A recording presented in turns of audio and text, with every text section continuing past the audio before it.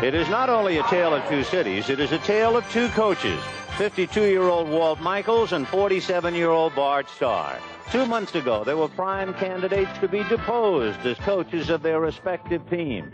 But each team has now won 6 of their last 7, each team battling for a playoff berth.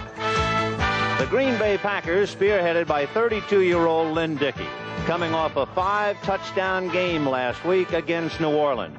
The same Lynn Dickey who has directed a Packer team that has scored 101 points in its last 3 games, with All-Pro James Lofton and the addition of John Jefferson from San Diego giving the Packer offense an added dimension. There is another new change with Green Bay. It has become among the NFL's top teams in turnover ratio. Not only do the Packers hold on to the ball, they also take it from the other team. And so add a powerful offense and an alert defense, and you have the Packers back and on the rise. Meanwhile, Richard Todd, for 5 years living in the memory and the echo of Joe Namath, is now standing on his own 2 feet. He has thrown for 23 touchdown passes this year, only 3 behind the storied Namath and Doro. Lamb Jones, Derek Gaffney, Wesley Walker, Bobby Jones have all added in the attack. And the defense, and the names are well known in New York, Gastineau and Klecko and Lyons and Salam, better known as the Sack Exchange. So the question before the House, can the Sack Exchange get to Lynn Dickey? Can the Packers keep them away? The playoff picture is coming into sharp focus. CBS Sports presents the best of the National Football League. The National Football Conference. Today, the Green Bay Packers versus the New York Jets. The temperature at game time is 26 degrees. The wind out of the northwest at 15 miles per hour. That would translate into a chill factor of about 3 degrees above zero. Hi, everybody. I'm Vin Scully, along with Hank Stram. And Mark Twain said everybody talks about the weather, but nobody does anything about it. What about the weather today, and particularly a frozen field? Well, this is always a treacherous area to play a game in. As you know, Ben, the wind is a factor. The field is a factor. It's frozen. I talked to Jan Stenerud before the game. He was very concerned about the placement of his left foot because he wanted to make sure he didn't slip when he kicked the football. All those things are very important in this game today. There's one other thing besides the elements that are always surrounding a ball game, and that would be a tremendous amount of emotion in New York, all centered right now at Shea Stadium. Yes, and if I were the Green Bay Packers, I'd much rather start the game on defense than I would on offense because of the emotional frenzy of this crowd. The reaction of the crowd to the players is going to be a big factor especially in the early part of the game. So I definitely would want to play defense to start the game. Here we are, Vin. We're ready to stretch the pores. Let's go to work. Okay, Hank. And the Green Bay Packers won the toss, and they elected to receive. So the New York Jets, Pat Leahy, will be kicking to the deep men, and that would be Turdell Middleton, number 34, and Mike McCoy, number 29.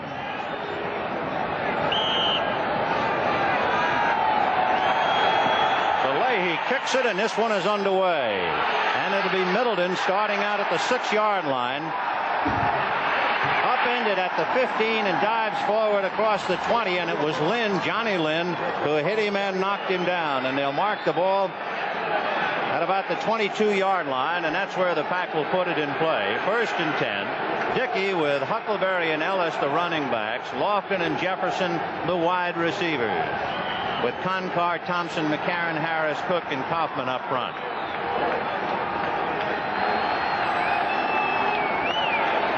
The Green Bay fighting the Jets and this tremendous emotional crowd here at Shea Stadium, and Dickey brings them up. Dickey play action fake to Harlan Huckleby, low to Lofton, and Lofton goes down at about the 37-yard line, and the late call ruling it no catch. It was very tough to see, and Lofton trying to curl on the ball couldn't do it. One thing that's very important when you play in this kind of a field and this kind of weather, the quarterback really has to do a good job of following through with his throw. Dickey did that time, but he held on to the ball just a little bit too long. James Lofton just called to the All-Pro Bowl The youngster who has had an outstanding year in his 4th year out of Stanford, but no catch, so it is 2nd and 10. Jefferson goes wide right with Kaufman a split end and Lofton wide left. And again, Dickey going to send it up, and down he goes, and it was number 93, Marty Lyons, who made the sack. And the sack exchange is in business, and the crowd acting like the Dow Jones has gone over 1,000.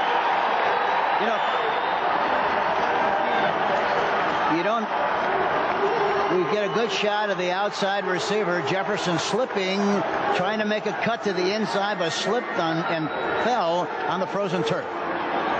So Marty Lyons, 3 years out of Alabama, makes the first sack of the day as Dickey lost his receiver, and it is 3rd and 12 on the Packer 20-yard line.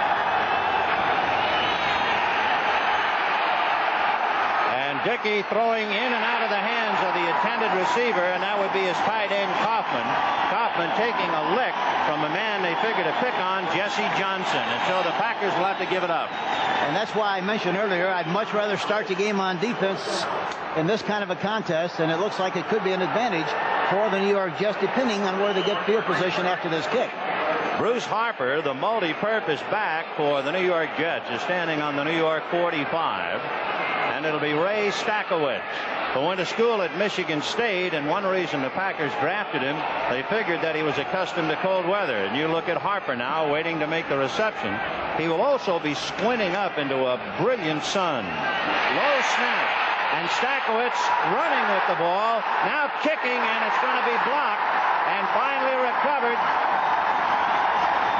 The Jets in magnificent field position, and the man who blocked it was Al Washington, number 52. Here we go, the bad snap. He caught it. He needed a baseball glove to make that play. Decided to run. No place to go. Couldn't have made the first down. Decided to kick it. It's blocked, and the New York Jets have great field position. 1st and 10. So thanks to Al Washington, who is a rookie out of Ohio State. He's a big guy, 6'3", and it was Washington blocking Stackowitz's attempted punt on the run. And the Jets have it 1st and 10 on the Packer 12-yard line. So Richard Todd with Tom Newton and Freeman McNeil, the running backs. In motion is Lamb Jones. Todd's going to give it to Freeman McNeil, and McNeil driving through to the 5 and kept on going, and we'll see whether they mark the ball. They will mark it at the 2-yard line. Here's the way the Jets stack up offensively. Richard Todd with Freeman McNeil and Tom Newton. Lamb Jones and Wesley Walker, the wide receivers. Then you have Ward, Rasmussen, Fields, Alexander, and All-Pro Marvin Powell, along with Jerome Barkham, the tight end. So from the 2, it is 2nd down. This time, the pack stiffens at about the 1-yard line as Kevin Long tried to punch it over. Boy, that first play, Chris Ward, Randy Rasmussen, and Joe Fields all did a great job of getting off the ball and providing good running room for Freeman McNeil, who took it right down to about the 2-yard line. Good surge by the offensive line. So Kevin Long just stopped at the last moment on the sideline. Walt Michaels, who briefly in his career was a member of the Green Bay Packers, and now they tell us that Kevin Long was able to pick up the first down. So it is 1st and goal inside the Packer 1-yard line. Kevin Long and Freeman McNeil.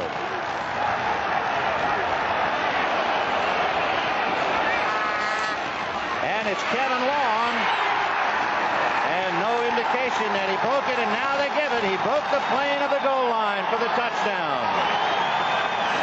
There's a problem because McNeil slipped trying to block for him. Yeah, he got a bad start coming off the ball, but he went through there. He was very high on a short yardage play, but in spite of that, boy, that was very, very close. It didn't look like he really broke the plane. So Kevin Long squirting over with McNeil slipping, trying to be the lead blocker.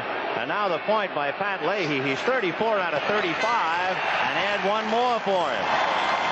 So with 12 minutes and 42 seconds left to play in the first quarter, thanks to a bad snap and a block punt, the New York Jets are leading the Green Bay Packers 7-0, and we're just warming up.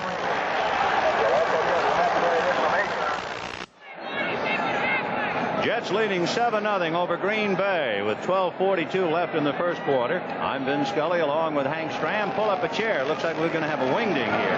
Pat Leahy kicking low into the right side to Mike McCoy. McCoy muffing it, picks it up at the 2. Now to the 10. Across to the 15 and dropped there. One of the first men down to get him was Kirk Springs, who normally is seen as a rookie back. Here's the way the Jets stack up defensively with Gastineau, Salam, Lyons, and Klecko, the New York Stock Exchange, and now called the Sack Exchange, with Buttle, Blink, and Mel, the linebackers. Johnson and Holmes at the corners, Shroy and Ray at the safeties. And, of course, Jesse Johnson is normally a safety. He's pressed into a corner because Lynn and Dykes are pretty well banged up. From the 15, first and 10 for Lynn Dickey. In motion is Kaufman, the tight end. They'll stay on the ground at Gary Ellis. Ellis running laterally and might have lost a yard. Yeah, Ellis really didn't do a good job of running that time. He ran sideways, ran east and west, instead of trying to get his nose into a seam and getting as much as he possibly could on the play. There wasn't much running room, but at least you have to get upfield and try to get the most out of the play that you possibly can. And they'll give him almost back to the line of scrimmage, maybe a half a yard shy of that. So second and a long 10 at the 15.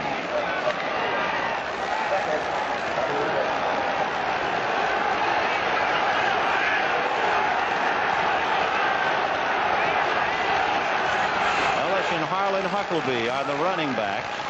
And this time it's Ellis straight ahead, and he's out across the 25 and driving to about the 28-yard line. A quick burst for 13 yards. They had a first down easily. The defense of the New York Jets is a very aggressive defense. Their front four, they come across, they're tough. They're in the gaps a lot.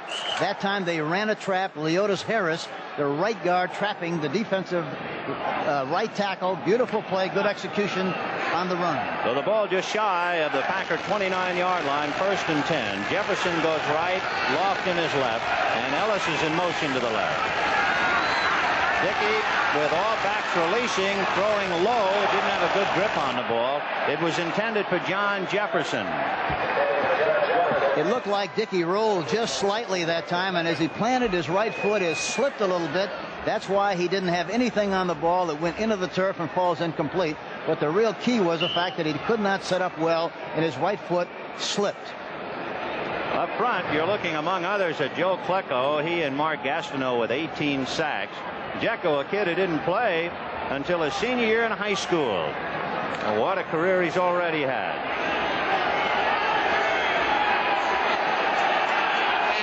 Second and 10 now for Lynn Dickey. Both backs releasing. Dickey low over the middle, no good. That was intended for the tight end, Paul Kaufman. Dickey is very concerned about the footing. He slipped again that time, and after the play, he threw it poorly into the ground. After the play, he was scratching and digging. There was a penalty on the play. Offense. Offense, number 71. Holding, refused, third down. So the penalty, as you heard, refused. Our referee was Fred Silva, the umpire Ralph Moorcroft, the head linesman Frank Glover, and the line judge is Vern Marshall. Back judge Jim Carney, the side judge Merrill Douglas, and the field judge is Don Orr. So third and 10 for the Pack on their own 29. 7-0 Jets. Lofton and Kaufman is left. Jefferson out wide to the right.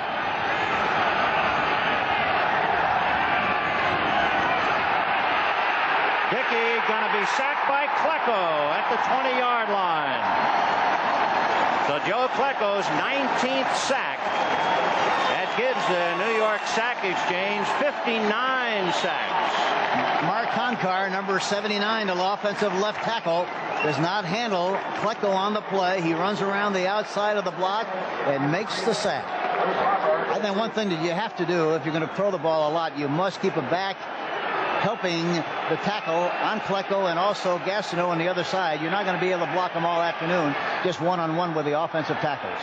Ray Stakowicz gets a good snap this time and gets the kick away. And Harper, standing at his 41, got away from Whitaker, but he's going to be down almost in the identical spot, picked up about 4 yards from the time Whitaker hit him at the 40. He got it back to the 44. So Stakowicz got it away, and the New York Jets are in excellent field position with 11 minutes left in the first quarter. And the New York Jets, thanks to a block punt, leading 7-0. Bart Starr, standing in the New York sunshine, has seen his Packers a little slow, just picking up 1 first down in their 2 possessions. And now the Jets, with 11 minutes left in the first quarter, leading 7-0, have it on their own 45. 1st and 10. Lamb Jones in motion, and it'll be Freeman McNeil, and he is hammered by Rich Wingo at about the 44, and he drives across for a yard and picks up 1 to the 46. So it'll be 2nd down and 9. Wingo, the inside linebacker, really did a good job of reading the play and getting in the gap to make that tackle.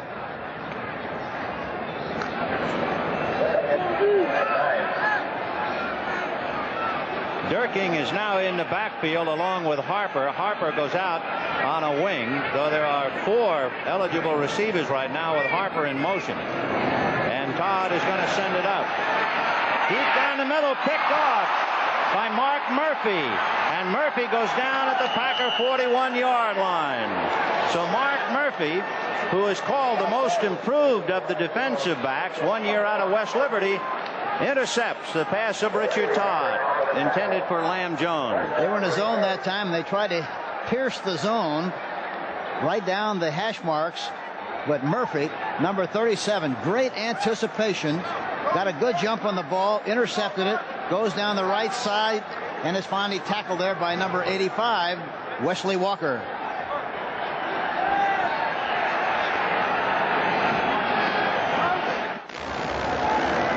'23-year-old Mark Murphy's 3rd interception of the year, the Packers' 30th, and they have it 1st and 10 on their own 41. They'll stay on the ground with Ellis. Ellis bumped into back Harlan Huckleby and got about to the 44-yard line. A pickup of 3. It'll be 2nd and 7.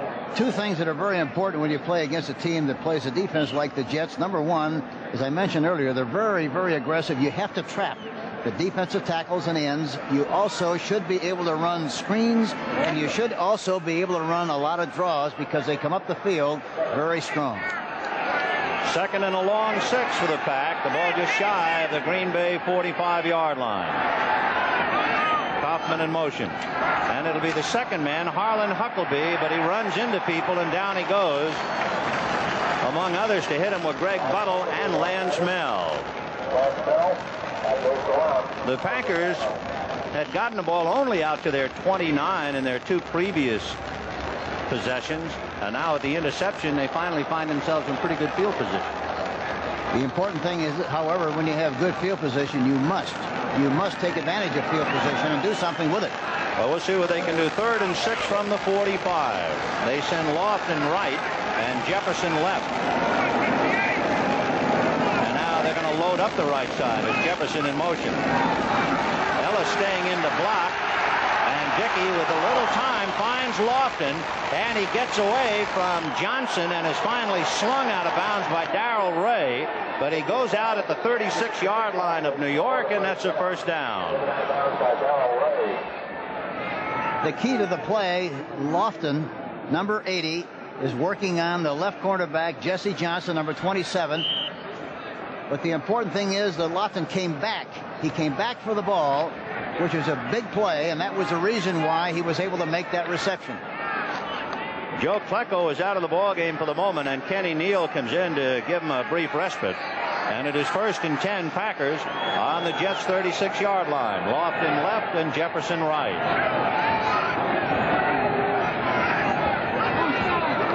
Dickey losing the ball for the moment, and a pileup.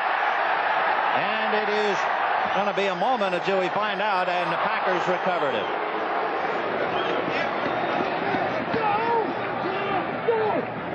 You couldn't tell whether Dickey came out of there too quickly. He just did not get the ball from the center, McCarron, that time.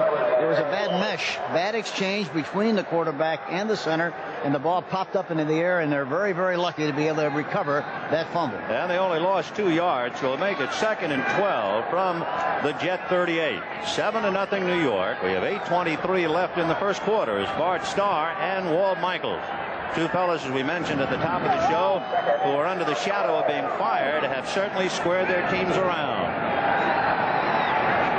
Kaufman in motion, and Dickey on a deep drop over the middle. Hard hit. The intended receiver was Ellis. He was hit by Greg Buttle, and there's a flag on the play. Boy, Buttle really belted him. Boy, that was really a terrific hit by Buttle, number 51. That's a Joe Paterno Penn State hit. The penalty will be against Green Bay. And here's Fred Offense. Delay. Number 12. 2nd down. So a delay of game penalty against Lynn Dickey for 5 yards. You know, been in obvious passing situations in 2nd and long. Green Bay has to run some traps to slow down that rush, because if they don't, they're going to be in trouble. Even if they don't make a lot of yardage, they still have to trap their defense to keep them at home and keep them on the line of scrimmage.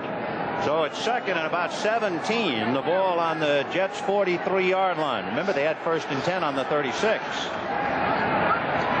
Lewis in motion as the tight end. And Dickey has it picked off by Lance Mell. And Mell is down at the Jets' 40-yard line. Lance Mell, who in the words of Joe Paterno was as good a linebacker as I've ever had at Penn State, coming off a concussion, makes the interception.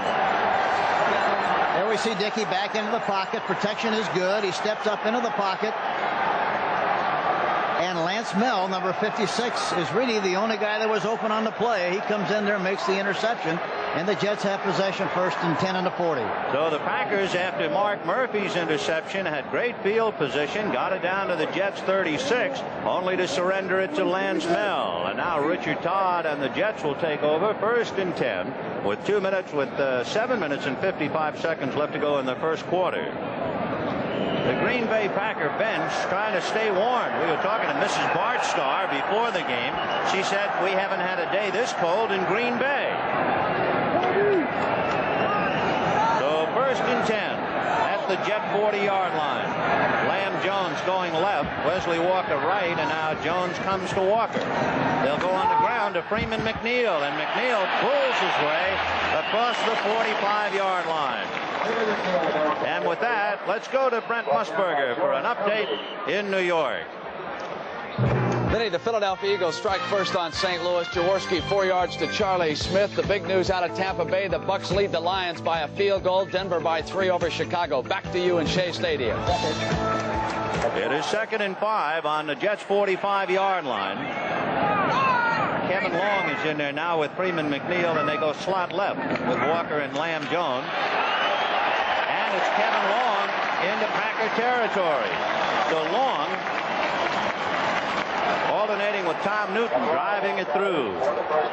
One thing you have to be impressed with regard to the offense of the New York Jets. The offensive line are Chris Ward, Rasmussen, Fields, Alexander, Apollo. Boy, they're terrific, and that was a great illustration of the great surge they had on that last play. And Walt Michaels alternating Newton and Long, and Newton is back in there now, number 44, to join Freeman McNeil. Walker and Lamb Jones both on the left side, and they'll stay on the ground. And Freeman McNeil breaking tackles to the Packer 40 and driving to the 38-yard line. Freeman McNeil, who was sound and really running, coming off a bad foot. They send a man in motion. They run to the right. The left guard is pulling on the play, Rasmussen. McNeil does a good job of finding the running room, runs with good vision, and makes a nice gain on the play. They talk about Freeman McNeil as the best at his position since Emerson Boozer carried the leather for New York. And he has a first down, so they'll try him again, and there he goes. He's across the 35, and they'll stack him down around the 32-yard line to pick up another first down. Nothing fancy. Right now, the offensive line of the New York Jets are dominating the line of scrimmage, and that's why they're able to run as well as they're running at this stage of the game. We were talking before about all pros, and there are a couple of them up front. Joe Fields, the center, and Marvin Powell, two of the offensive linemen for the Jets, have been named to the Pro Bowl. 1st and 10 on the 32-yard line of the Packers. 7-0 New York. Slot left with Jones and Walker. Richard Todd gonna flip it, intended for Lamb Jones, and he just plain overthrew him. He had Jones all alone, and he let it get away. He really wanted to throw the ball to Barkham, number 83, who was anchored on the right side. He took a look over here, wanted to throw here, but he was jammed at the line of scrimmage, and very wisely went back across the field, was not ready to. He didn't plant and throw as well as he should have. As a result, the ball went over the top and goes incomplete. And you can see the men who have been selected: James Laughlin for Green Bay, and Messrs. Fields, Gastineau, Klecko, and Powell for the Jets. So it is 2nd and 10 from the 32. Todd with a lot of time, finally unloading to the right side. No good. It was intended for Lamb Jones, and had Mark Lee been able to hang on to it, he is off to the races. Yeah, it'd have been the bye-bye blues had he been able to make that interception, but the impressive thing that time was the fact that the Jets had all the time in the world to throw the ball that time. Talking about Todd, the pass protection was excellent. So it is 3rd and 10. Mark Lee thinking of what might have been. He's a 2-year man out of Washington. Harper and Durking are now the running backs behind Todd. Lamb Jones left and Wesley Walker wide right. And Todd throwing and completing it to Lamb Jones at the 22, and Jones finally gets inside the 20 to about the 18-yard line. Got away from Mike McCoy, who had to come back to get him. It was a one-on-one, and Todd that time rolled a little bit to his left.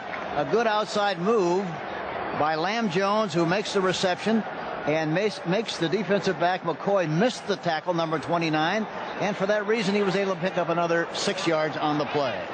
So the ball is now on the Packers' 17-yard line. Remember, the Jets started this drive after the interception by Lance Mel on the Jets' 40-yard line, and they moved down to the Packers' 17, where they have it 1st and 10. McNeil and Newton are the running backs again behind Todd. Play action fake to Newton. Todd going in the end zone. Lamb Jones, touchdown. Well, they were lucky that time. They had Lamb Jones and Wes Walker both flagged down on the play. So there'll be a flag on the play. So call it back. The saddest of words. And they'll bring it back to the 28-yard line. Offense. Number 72. Holding. They were really lucky on that play because of the reception, because Wesley Walker really and Lamb Jones were right there in the same spot. One BB would have got both of them. They were so close together. So the man who was caught guilty of the infraction is the 4-year veteran Chris Ward. So it is back to 1st down. 1st and about 20. Kevin Long with McNeil on a wing. Todd has the pass deflected at the line of scrimmage. And we can take a look to see if it was big Mike Butler, who's the tallest man up front at 6'5". Yeah, I think you're right, Ben. It was Butler, number 77. He rolls to his left, semi-roll, and tries to throw back across the side of the other side of the field. Butler gets a piece of the ball, deflects it, and it falls incomplete. So it is 2nd and 20 on the Packer 27-yard line.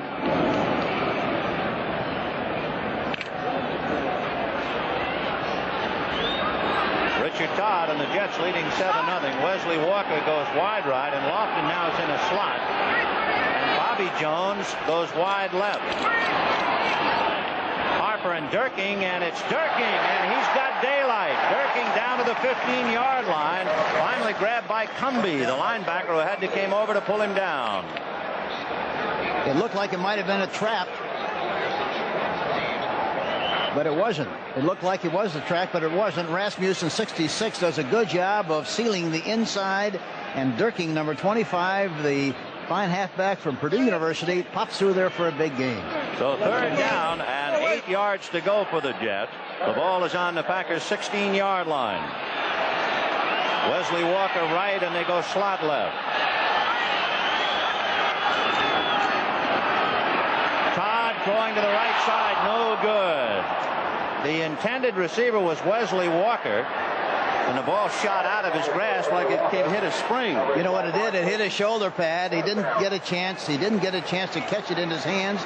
Anytime that happens and it hits the shoulder pads, it's going to bounce out just like it did. Todd back into the pocket. Watch his right foot.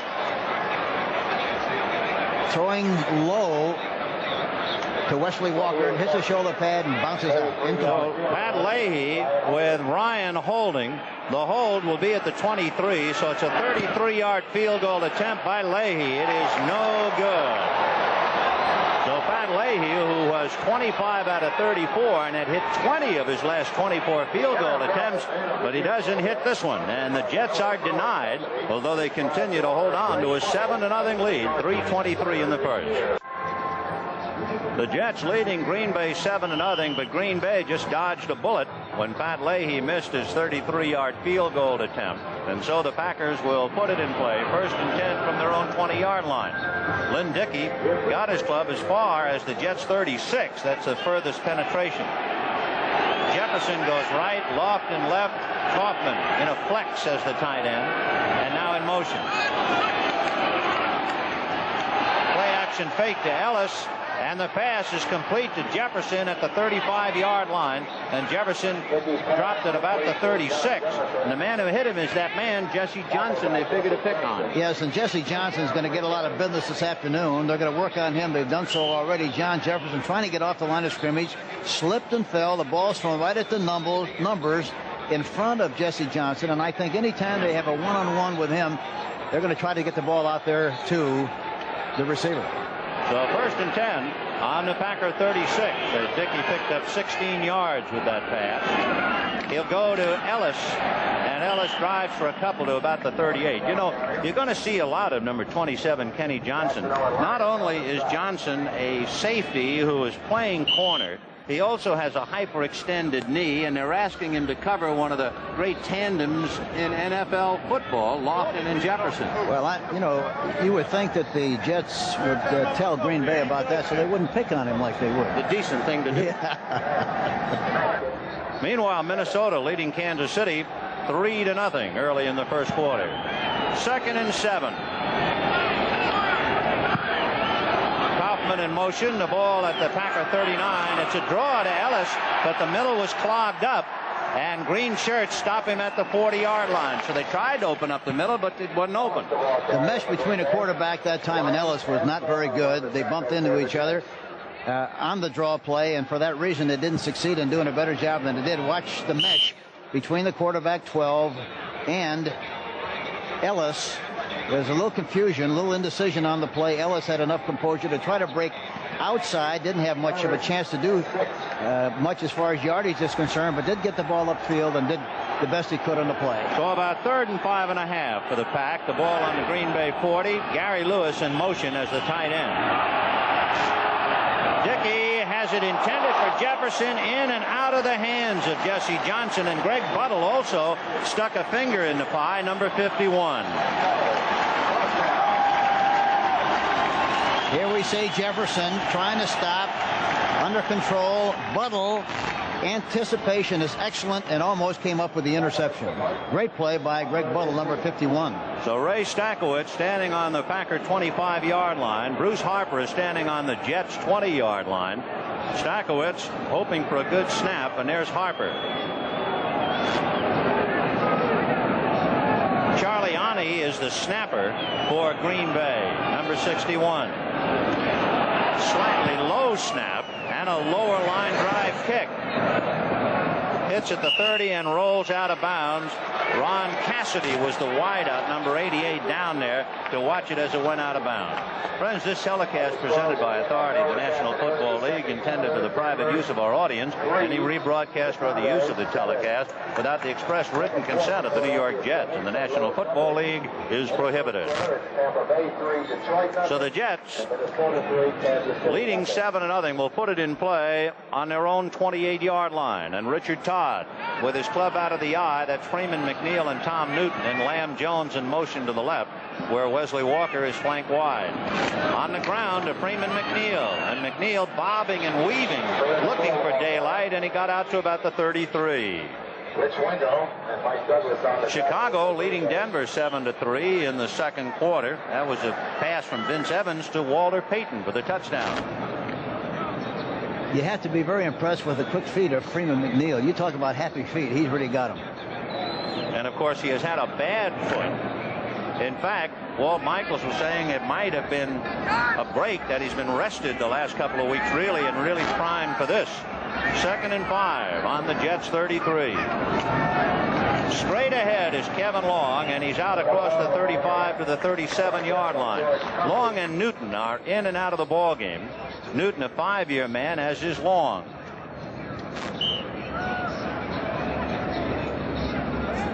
He has about a yard to go as you look at Mike Douglas.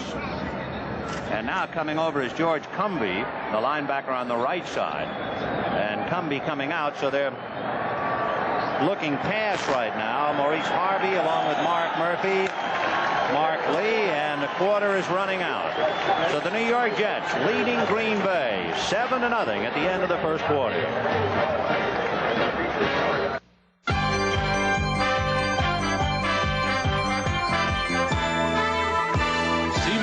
Sports coverage of the National Football League is sponsored by Toyota, who invite you to see the completely redesigned 1982 Celica Supra at your local Toyota dealer. Oh, what a feeling to drive a Toyota. And by the Miller Brewing Company, brewers of Miller High Life. If you've got the time, we've got the beer. Start of the second quarter, 3rd and 1, Jets on their own 37-yard line.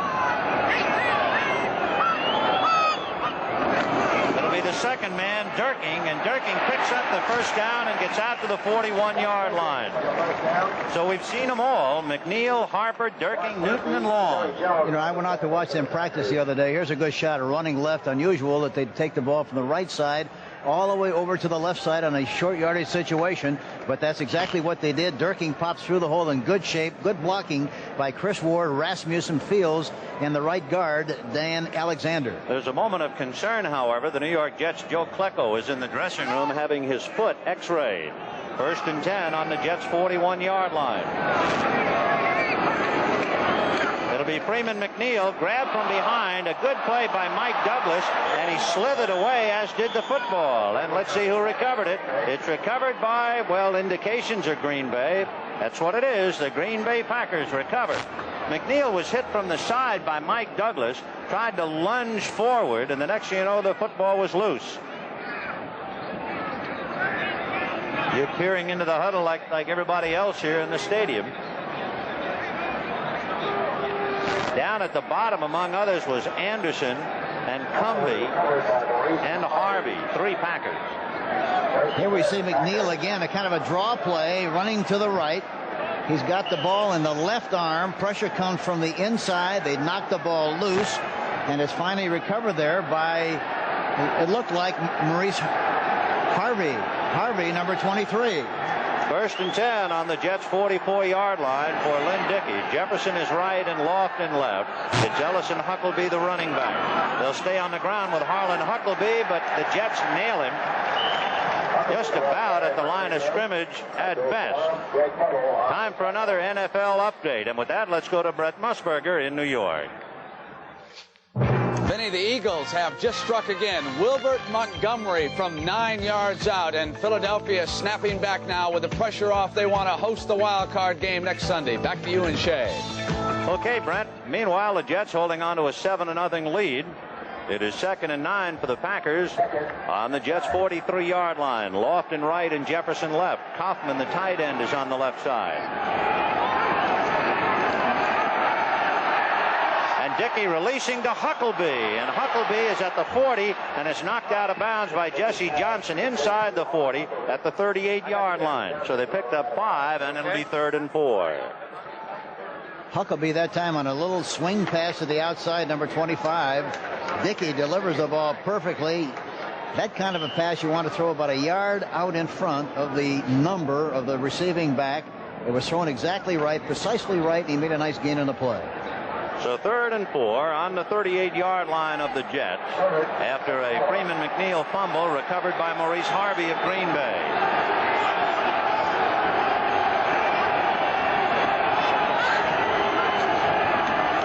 Dickey's going to send it up over the middle, and he has got Ellis coming out of the backfield, but not enough for the first down. Ellis is down at the 37. There's a flag on the play.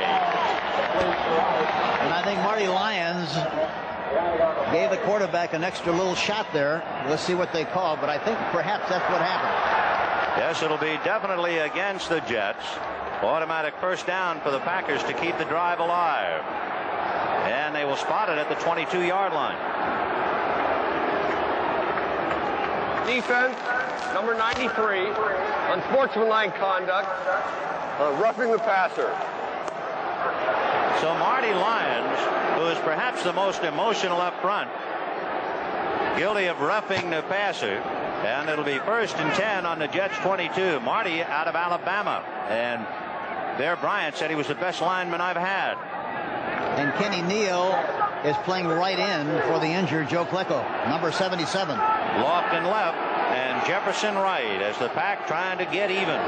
Ellis and Huckleby in the backfield. Play action fake to Ellis, who blocks Gastineau, and the pass is to Huckleby, and the reception is made right about in just enough for a first down, I believe. Right now, let's have another update from Brent Musburger in New York.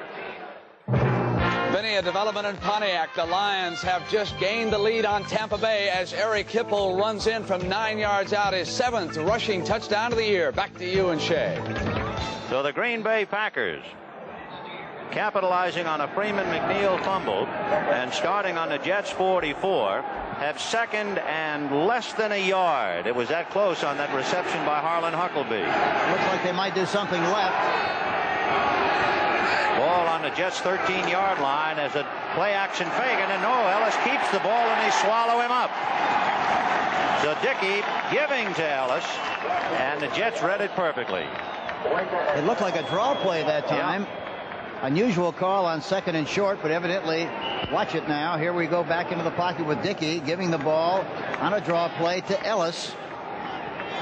And on that kind of a play, there was a seam straight ahead. You have to make a decision right or wrong. You have to take the seam and get as much out of the play as you could. That time he tried to dance out of the trouble and lost yardage on the play. So it's 3rd down and almost 3 for a first down. And again, they'll go to Ellis, and again, Ellis isn't going anywhere. And the New York Jets, fresh from a great goal line stand last week against Cleveland. The Browns had it 1st and goal on the 6, and they're just as tough out around their own 15. Well, they're really coming off the ball very aggressively and making something happen. And really what they're doing, they're just controlling the line of scrimmage. So Jan Stenerud entering today's game with 303 career field goals. The hold will be by Ray Stackowitz.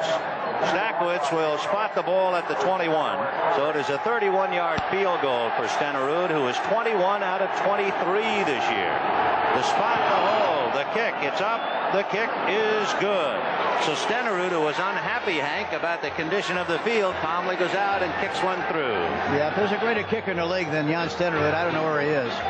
So Green Bay breaks the ice. The Jets leading 7-3 with 11:50 to the half. That field goal by Jan Stenerud ties him for 2nd place with Jim Turner. 31 field goals behind the great George Blanda. So it is 7-3 in favor of the Jets. 11:50 left to the half.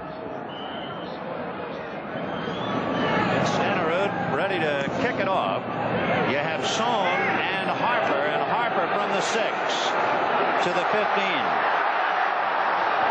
Slowed down and dropped at the 20-yard line. The man who slowed him down was Cliff Lewis, number 56, the rookie out of Southern Mississippi. So Bruce Harper brings it out to the 20-yard line, and that's where the Jets will put it in play. 1st and 10. You have to be impressed with the way the specialty team of the Green Bay Packers covered that kick. It was a low kick, got down very quickly, but they did a good job of covering on the play. So 1st and 10 Jets. A full house, but they break it up now as Lofton goes in a slot inside Wesley Walker left. And Todd going up in the air. Over the middle to Newton. Newton is out across the 30, and there's a flag on the play as he is dropped at the 32-yard line by Rich Wingo. And it will be a holding penalty against the New York Jets.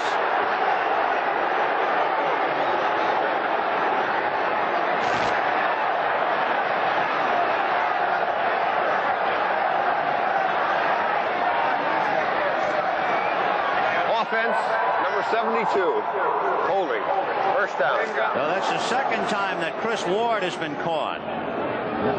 Number 72, watch him. That's the 2nd time he's been caught holding. Chris Ward, the offensive left tackle, holding on the play. So he had his hands full of Casey Merrill on that play. And it'll be 1st and 20. The ball back on the Jets' 10-yard line. Kevin Long and Freeman McNeil are the running backs. In motion is the tight end, Jerome Barkham. But they're going to pass it to McNeil. He's at the 10, 15, dropped at about the 17-yard line as John Anderson, number 59, made the tackle. McNeil has to, he delays, goes into the flat. The ball is thrown a little bit behind him. And for that reason, he's off stride, does not get up the field as quickly as he normally would have had the ball been thrown properly, but still he makes a fine play, a good gain on the play, and is finally tackled there by John Anderson, number 59. So that's 2nd and 11 on the Jets' 19. Lamb Jones going wide right. Wesley Walker, a split end on the left side. And in motion goes Newton. It's a draw to Freeman McNeil, but it was read by Mike Douglas, number 53, and Douglas broke through to trip him up. Good play by the linebacker coming in on the right side. 53, Mike Douglas was blitzing on the play, and watching come from the outside. Number 53 in good position, low, gets the tackle, and on Freeman McNeil, and nails him in the backfield for about a yard loss. Mike Douglas was last year's Green Bay's most valuable defensive player, and he comes up with a valuable play as other Packers think something else is very valuable. 3rd and 12 from the 18 of New York. Todd over the middle to Wesley Walker at the 35-yard line. Mike McCoy brings him down. 1st down, New York. Watching him off the line of scrimmage, Wesley Walker, number 85, makes a little move inside, a little wiggle, breaks to the inside. McCoy, number 21, trying to close in. He does so, but not until after he makes the reception. 1st down, New York Jets. We have 9 minutes and 36 seconds to the half. Wesley Walker's been out with an injured calf for 3 weeks. So, of course, a very valuable weapon now to be used by Richard Todd. 1st and 10 on the Jets' 35. Freeman McNeil butting heads and maybe picked up 2 yards. One thing very obvious as you watch the two teams play, the Green Bay Packers are not putting any pressure whatsoever on the quarterback, Dick Todd. 9 minutes and 9 seconds to the half. 7-3. The Jets leading Green Bay. The Jets blocking a punt by Ray Stachowicz after a poor snap from center. They cashed it in. Green Bay recovering a fumble by Freeman McNeil. Eventually had a field goal by Stenerud. So it is 2nd and 7.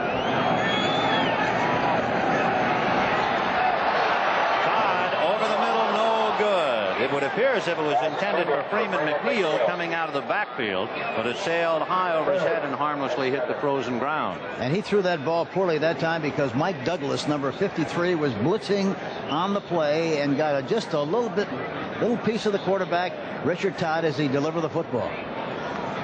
So that makes it 3rd and 7 for the New York Jets on their own 38-yard line. And Green Bay's got 4 defensive linemen in the contest at this stage.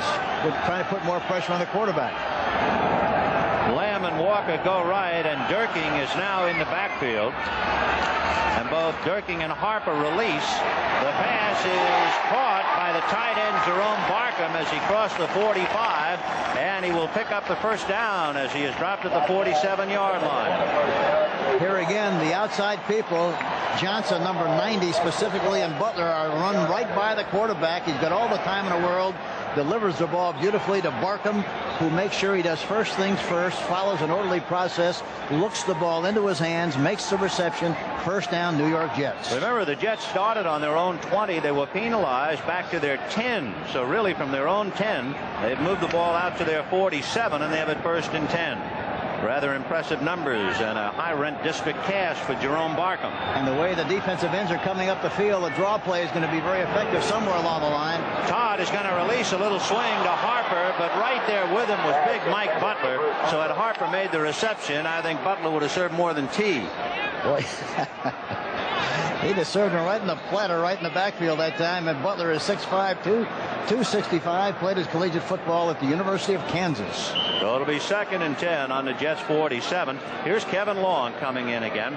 We've seen all 5 of the running backs, McNeil, Harper, Durkin, Newton, and Long.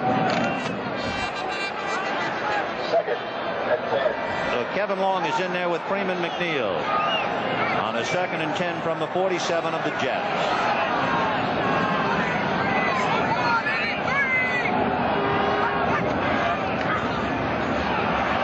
Setting up at the 40, throwing deep to Lamb Jones, and it is broken up at the last moment by Mark Murphy, number 37, and there's a flag on the play. And that time he tried to throw deep that time, and he kept both backs in the backfield to make sure he had maximum security on the play. He had plenty of time to throw the ball, try to throw the ball deep downfield to Lamb Jones if there's a penalty on the play. The preliminary signal, it is against Green Bay, much to the delight of the sellout crowd at Shea. Here's Fred Silva. Holding, defense, number 59. First down. Holding charge against John Anderson, the linebacker on the left side. So the Jets picking up a first down on the Packer 47, and look what Philadelphia is doing now. An 18-yard run by Hubie Oliver makes it 21-0 over St. Louis. First and 10 from the Packer 47. Out to Durking, and Durking grabbed by Butler and then belted by Wingo, and out he goes. You know, not to practice the other day, talked to the coaches, Walt Michaels and Jim Royer, the director of player personnel for pro scouting, and he talked about the offensive backs of the Jets, Harper, Long, Durking, Newton, all of whom they have great respect for. They don't care who they play because they're all the same kind of backs. They dance every dance. They give you 100% all the time. They're steady, dependable. They're good blockers, and that's why they interchange them as much as they do. We have 7:39 left of the half with the Jets leading 7-3. Walker and Lamb in a slot left. Cumby flaking a blitz, and here comes McNeil, and he gets across the 45-yard line. So Freeman McNeil, as Walt Michaels looks on. Cumby that time was going to blitz, trying to anticipate the count. Richard Todd did a good job of changing the rhythm. He did not go on the same rhythm as he did the previous play, and for that reason he caught him off balance a little bit, and they were able to do a good job of coming off the ball and picking up good yardage on the play. So it's 3rd and 6 for the Jets. The ball is on the Packer 43-yard line. 7 minutes and 3 seconds of the half as you see Zeke Bratkowski on the left talking upstairs. Now Richard Todd getting a timeout after a little discussion with Fred Silva. So with 6 minutes and 58 seconds of the half, an angry Richard Todd, and the Jets are leading Green Bay 7-3. The Jets breaking the huddle on a 3rd and 6 from the 44-yard line. Wesley Walker, number 85, coming left. Derek Gaffney is in a slot, and Lamb Jones is wide right. The outside receivers have a lot of room. Bruce Harper leaving the backfield, and the pass is to Harper at the 35, and he fumbles, and it is picked up by Green Bay, and it was picked up by Estes Hood, number 38, but it might have been whistled dead. Yep. Estes Hood fell on the ball. Let's take another look. They're going to give it back to the Jets. They're very concerned about the outside receivers. There's a stunt inside, and he dumps the ball off inside to Harper, number 42. Watch, all the time in the world to throw the ball. Delivers the ball to Harper, who makes the reception, stops. The defensive player overruns him. Harvey cuts back to the inside. He's hit. The ball is fumbled, but they give it back to the Jets. 1st and 10 on the 30-yard line. Freeman McNeil grabbed by the ankles by Mike Douglas, and by the head Casey Merrill and Rich Wingo. And with that, another NFL update. We'll go to Brent Musburger in New York. Vinny, here's that Hubert Oliver touchdown for the Eagles, and now St. Louis has mailed its season in, so it means more than ever the Giants are dependent now on the Jets beating the Packers to get into the playoffs. Back to you and Shea. Okay, Brent, that just adds more to this New York story, where the Giants at home after their big win yesterday, now rooting for the Jets. It is 2nd and 8 on the Packer 28-yard line. Todd looking left and throwing over there. He's got Lamb Jones, and Lamb Jones is brought down by Mike McCoy at the Packer 21-yard line.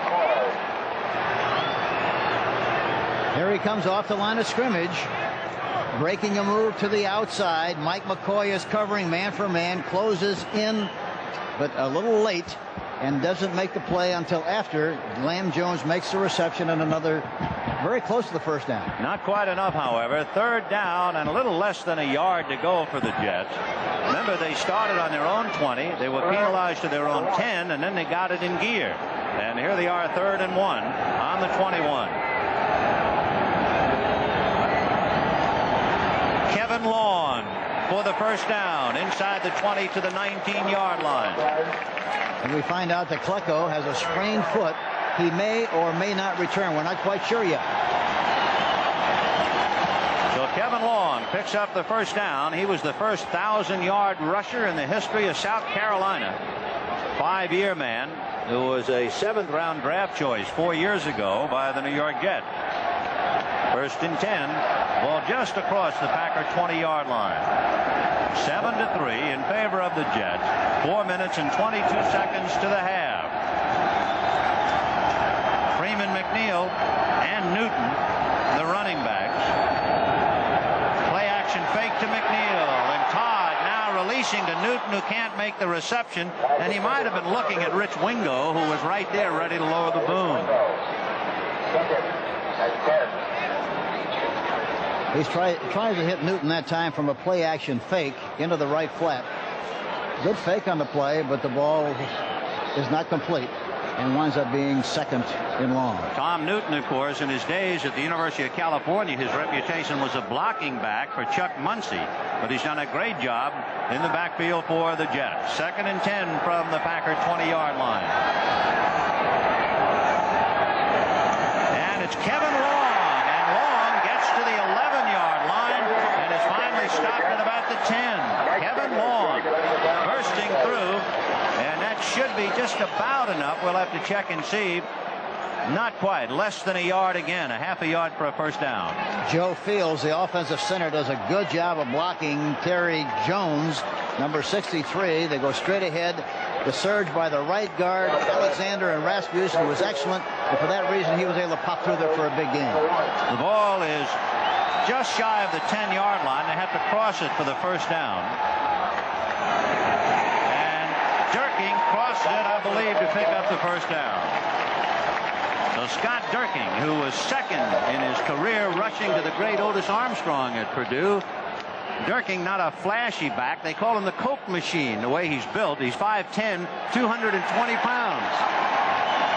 Yeah, he's very sturdy, very strong, and has excellent balance. So they're coming in now, Freeman McNeil, a fresh back, and it is 1st and goal on the Packer 9. McNeil and Newton are behind Todd. Walker is wide left, joined by Lamb Jones. Todd pitching to McNeil. He's got Alexander and Barkham, but they can't block. And grabbing him was John Anderson, number 59. He did a good job as both Alexander and Barkham were trying to pull the block for him. Yes, John Anderson, number 59, the left linebacker, really does a super job of playing the tight end. John Anderson, by the way, has had his left arm broken 3 times. You might notice a protective device on that left arm. He even had a bone graft from his hip to the arm. So indeed he wants to play after going through all that pain. So it is 2nd and goal from about the 10.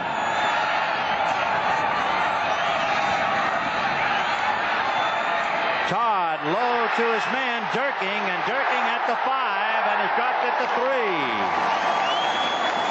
Scott Durking making the reception, and then on his own picking up about 6 yards. And he does a very smart thing. He has good anticipation here. He makes the catch. He figures that the defense is going to come from the inside out, perhaps maybe overrun the play. He turns to the inside, and gets away from the defensive linebacker. John Anderson. Anderson again that time, and gets up the field and picks up about 4 or 5 extra yardage on the anticipation of the play. So with exactly 2 minutes left to the half, the Jets leading the Packers 7-3, and the Jets are on a roll to the 3-yard line. If the Jets needed another emotional lift, they get it. There is Joe Klecko. He had his foot x-rayed in the dressing room, and apparently he is fit and ready to return to the ward. Meanwhile, it is 3rd and goal from the 3. Durking and Harper in the backfield behind Todd. Looks like something right, perhaps. They're going to go with Harper. Touchdown.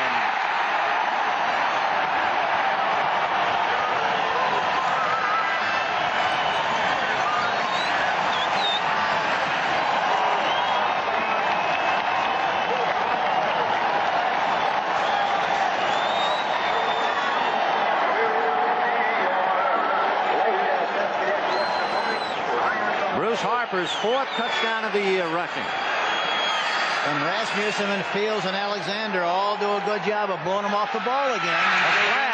A flag on the kick. So let's wait a minute. The kick was good, but a flag on the play. Offsides against Green Bay. So the point is good. And it is 14-3 Jets with 1:57 to the half. The New York Jets with 20 plays. Remember, they started on their own 20, then they were penalized to their own 10, and they went on to go 90 yards for the touchdown, although officially they'll be credited with 80. Harper bangs it over. Pat Leahy kicking low and hard to the right side, juggled by Mike McCoy, and he's still going to run it out. Oh, my goodness, what a gamble by McCoy. It really wasn't a gamble. It was just a bad play, Ben. Gee whiz. He evidently did not know where he was. I don't know why in the world, after fumbling the ball, he wouldn't just keep it in the end zone. Instead, he elected to try to run it out.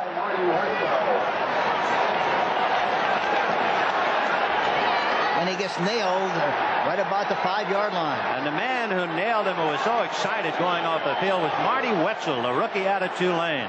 So a bad play. That's about the only thing you could call it for Mike McCoy. And for Bart Starr, who has already seen the Packers have so much trouble moving the ball, they start on their own 5-yard line. And Joe Klecko returns to the Wars on the right side. 1st and 10 from the 5. It'll be Ellis. And Ellis bangs it out to about the 9-yard line. A tough purchase of 4 yards for Jerry Ellis. On the tackle.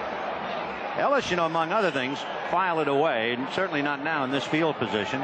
But he has thrown the ball twice. We might think about that much later in the game. Yeah, and he's caught 61 passes. Here's a little one to Ellis, and he's going to be ridden out of bounds. Right there with him was Greg Buttle when he made the reception. Meanwhile, a very big game in Detroit, and look at that. The Lions, who haven't lost at home, have been stung. An 84-yard pass from Doug Williams to Kevin House, and Tampa on top 10-7 in the second quarter. 1:27 to the half. The Packers have it on their own 8-yard line. So it is 3rd and 7. Ellison Huckleby behind Lynn Dickey. And Dickey will send it up under a pressure, and let's see, very close. They're going to put it inside the 1-yard line. Very close for the safety. Flag down on the play, and I think Joe Klecko was offside, the defensive right end. I'm not sure, but it looked like maybe Joe was offside.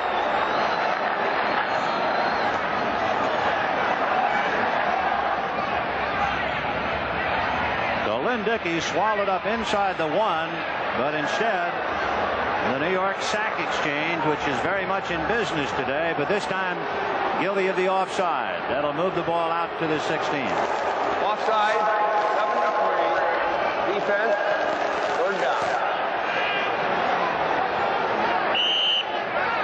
Klecko with 19, Gastineau with 18. Those are some of the individual making up the Sack Exchange. Remember, they came in with 57. Oakland back in 1967 had 67 sacks. That's the most. But Klecko is in business. 3rd and 3. The ball on the 13-yard line. A fumble by Dickey, and he dropped on it. So Lynn Dickey having a lot of trouble getting out of the starting gate. Yeah, another bad. It's the second time that's happened between he and McCarron, the offensive center. You can't tell whether he's backing out of there too quickly or whether there's got to be something wrong, but it's got to be the responsibility of the center to make sure he gets that ball up properly to the quarterback. And of course, you remember that Charlie Ani, who does the snapping, snapped one in the dirt that was eventually blocked and led to the Jets' first touchdown. So the Packers having trouble right in the middle. Of course, that's the unsung position of a football team anyway. Yeah, it really is. It surely is. So it is 4th and 3. The ball at the 12-yard line of the Packers. The sad thing about it is the only time he gets any notification of any kind is when he makes a bad play. Yeah, when was the last time you came to a ballpark and heard somebody say, "Great snap"? Yeah, that's right. So on a 4th down, 4th and 3, Ray Stackowitz, the rookie out of Michigan State, who's averaged 40 yards a punt and his longest 72 this year. Stackowitz will be punting, and Bruce Harper standing at midfield for the Jets. We have 1 minute and 18 seconds to the half. Sohn, Lynn, and Dykes are going to put pressure coming in on the left side. And Whitaker is the wideout trying to get downfield to get at Harper. Stackowitz got it away, and Harper retreating to his 40-yard line, turned at his own 38, and the white shirts will bury him at about the 45. Well, I tell you, Stackowitz pummeled that ball that time. He got a great kick. So 1st and 10 for the Jets on their own 45 with 1 minute and 6 to the half. 14-3 New York. That's Durking taking the pass from Richard Todd across midfield, finally brought down by Estes Hood at the Packer 47-yard line. The Jets not huddling with 51 seconds. They would have gone to board one more time before halftime. Todd deep down the right side to Lamb Jones. He's gone.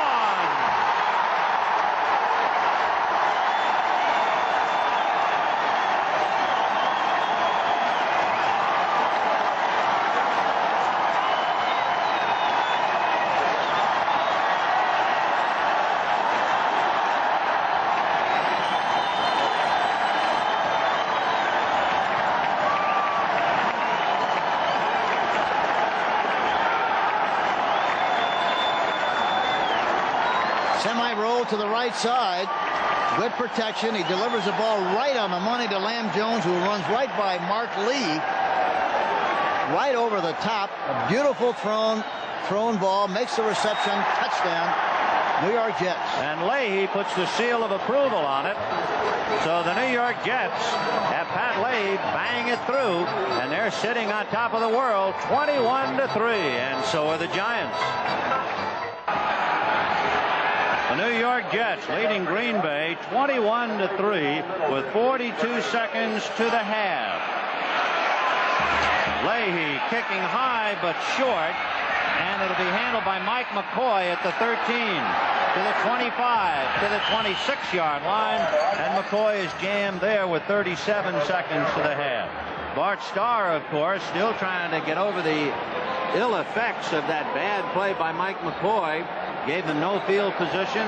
Then Stackowitz punted, and immediately Richard Todd connected for the 55-yard touchdown pass to beat Lamb Jones. The last time Starr came to New York when it really meant something was December 20th, 1962, when Green Bay beat the Giants 16-7 in the National Football League championship game. In 1962, the other New York team was the New York Titans. First and 10 from the 27 for Dickey. He loses the ball, and Green Bay recovered. And Mark Gastineau going wild. Gastineau, who once in training camp, they tell us, tore a face mask completely off a rookie's helmet with his bare hands, is the most emotional of all the Jets, and he just showed it. Gastineau earlier, when he made his 19th sack, tied Jerry Philbin. And look at Gastineau. His time has run out. 3 years out of Central Oklahoma and having a ball. Happiness in the air for the New York Jets. So far. So Mark Gastineau, along with the rest of the Jets, leading the Green Bay Packers 21-3 as we go to halftime at Shea Stadium here in New York.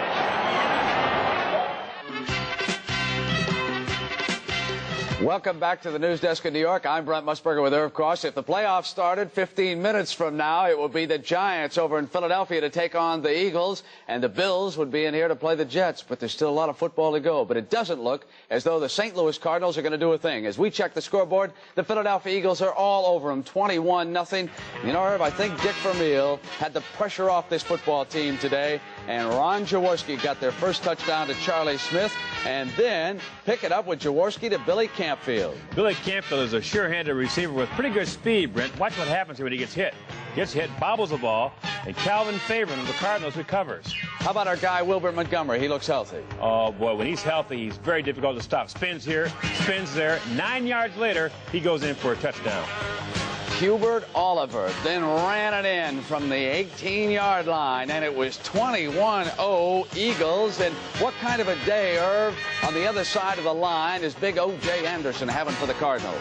O.J. Anderson's having a difficult time moving the ball. He's hit right here. That Eagle defense, everybody knows, the swarming defense. John Bunting, who's been out of the lineup a lot this year with a variety of injuries, picks up the fumble and puts his team in scoring position. And Irv, the Eagles have just struck again. Jaworski to Carmichael. Right now it is 27-0, awaiting Tony Franklin's extra point. How's the weather in Philadelphia? Almost as nasty as it is in New York and Shea Stadium this afternoon.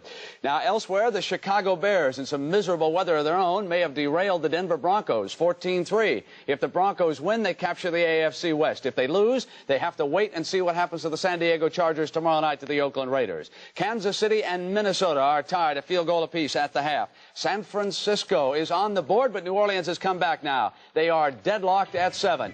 Joe Montana got the 49ers rolling. He went to tight end Charlie Young, who broke free at the 11-yard line and crashed in the end zone. But again, the Saints have come back, and that talented rookie from South Carolina, George Rogers, has scored the Saints touchdown in that game.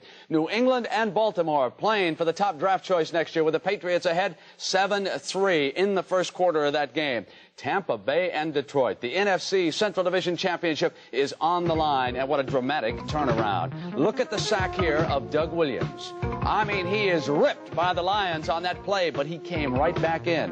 And then it was Eric Hippel's turn. Leroy Selman was able to take him down. And then Hippel finally got the Lions rolling when he got into the end zone, his 7th rushing touchdown of the year. It was 7-3. Cedric Brown intercepted a Hippel pass as he was going in again. And then came the dramatic play of the half. Doug Williams was set up on first down. He came to the line of scrimmage, noticed something, went to the audible. Kevin House on the fly pattern, 84 yards for a touchdown, and the Buccaneers now are in command of that game. Hippel has suffered a pinched nerve. We do not believe that it is serious. 10-7, the Bucs over the Lions at the half. Green Bay and the New York Jets, the game you're watching, 21-3, and the Giants are letting up a big cheer over that. And the NFL Today continues on CBS after these messages from your local stations.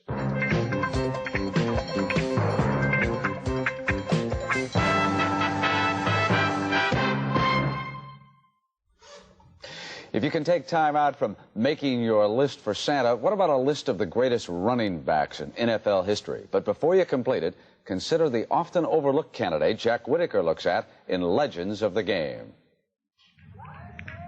As a sprinter on the 1952 United States Olympic team, he won 2 medals, a silver and a bronze. As a professional football player, he was one of the most exciting ball carriers in the history of the game. His name is Ollie Matson.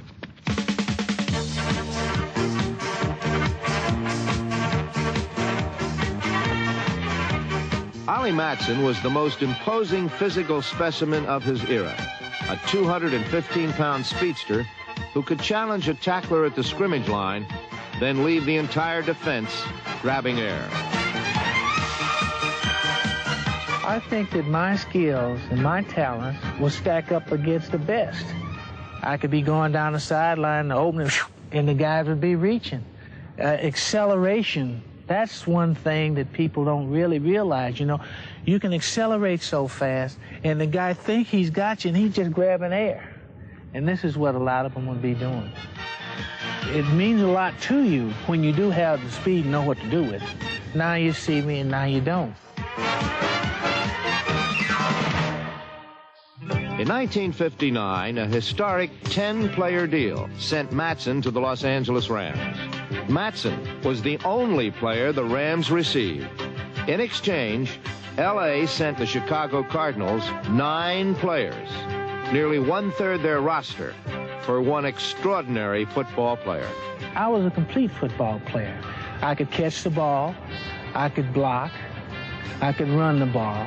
In other words, they could use me almost any place they wanted me to.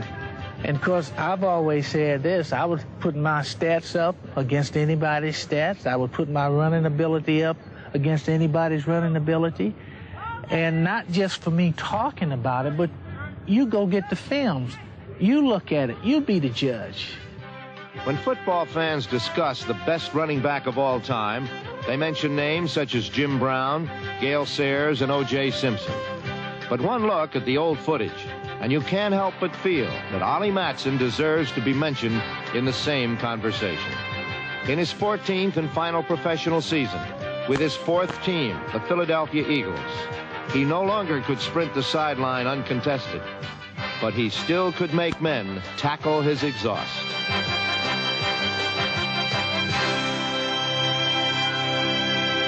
He played his final season right here in Franklin Field with the Philadelphia Eagles in 1966. 6 years later, he was inducted into Pro Football's Hall of Fame, where he supposedly told a reporter, "I came along too soon. If I was playing today, I'd get so much money, I'd have to carry it in a shopping bag." And you know, he was probably right. Irv, you mentioned another reason why Matson is not up there with the Browns and the Simpsons. Yeah, he never played on a championship team. He was a tremendous running back, but because he was never on a world-beating team, people simply never thought of Ollie Matson as a great back, and he was super. You played with him a year. I did, yeah, in Philadelphia. He had a great game in Yankee Stadium in his 14th season. Timmy Brown went down with an injury. Ollie came in, ran for about 120 yards. It was a great day for him. Oh, he was remarkable. And the NFL Today continues on CBS. It's halftime at Shea Stadium in New York with the New York Jets leading the Green Bay Packers 21-3. Hi, everybody. Again, I'm Vin Scully along with Hank Stram. And you know, Hank, there's nothing like hindsight and there's nothing like technology to take the weight off a kid's shoulders. And we're talking about the play that involved Mike McCoy. Remember, we both talked about a poor gamble and a bad play. But here's the kickoff. And the important thing is to see where Mike McCoy first touched the ball and then what he did with it. Yes, what happened really was it looked like, say, he's on about the 1-yard line, fumbled the ball, then he takes it back into the end zone.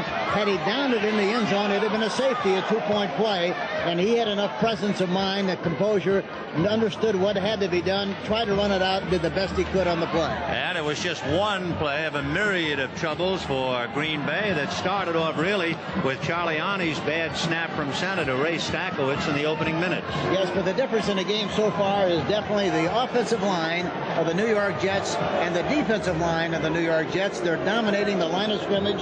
They're making things happen up front, and that's why they lead this game at this particular stage, 21-3. And immediately the question comes, when you're being dominated like that, if you're the Packers, what can you do as time is running out on this question? Well, I still think they have to run more traps and screens and keep that pressure off of their offensive line.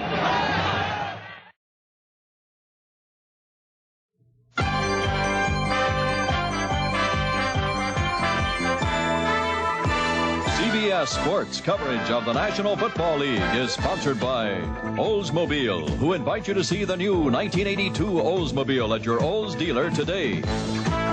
K-Care, where quality automotive parts and service are Kmart priced. And by Atari.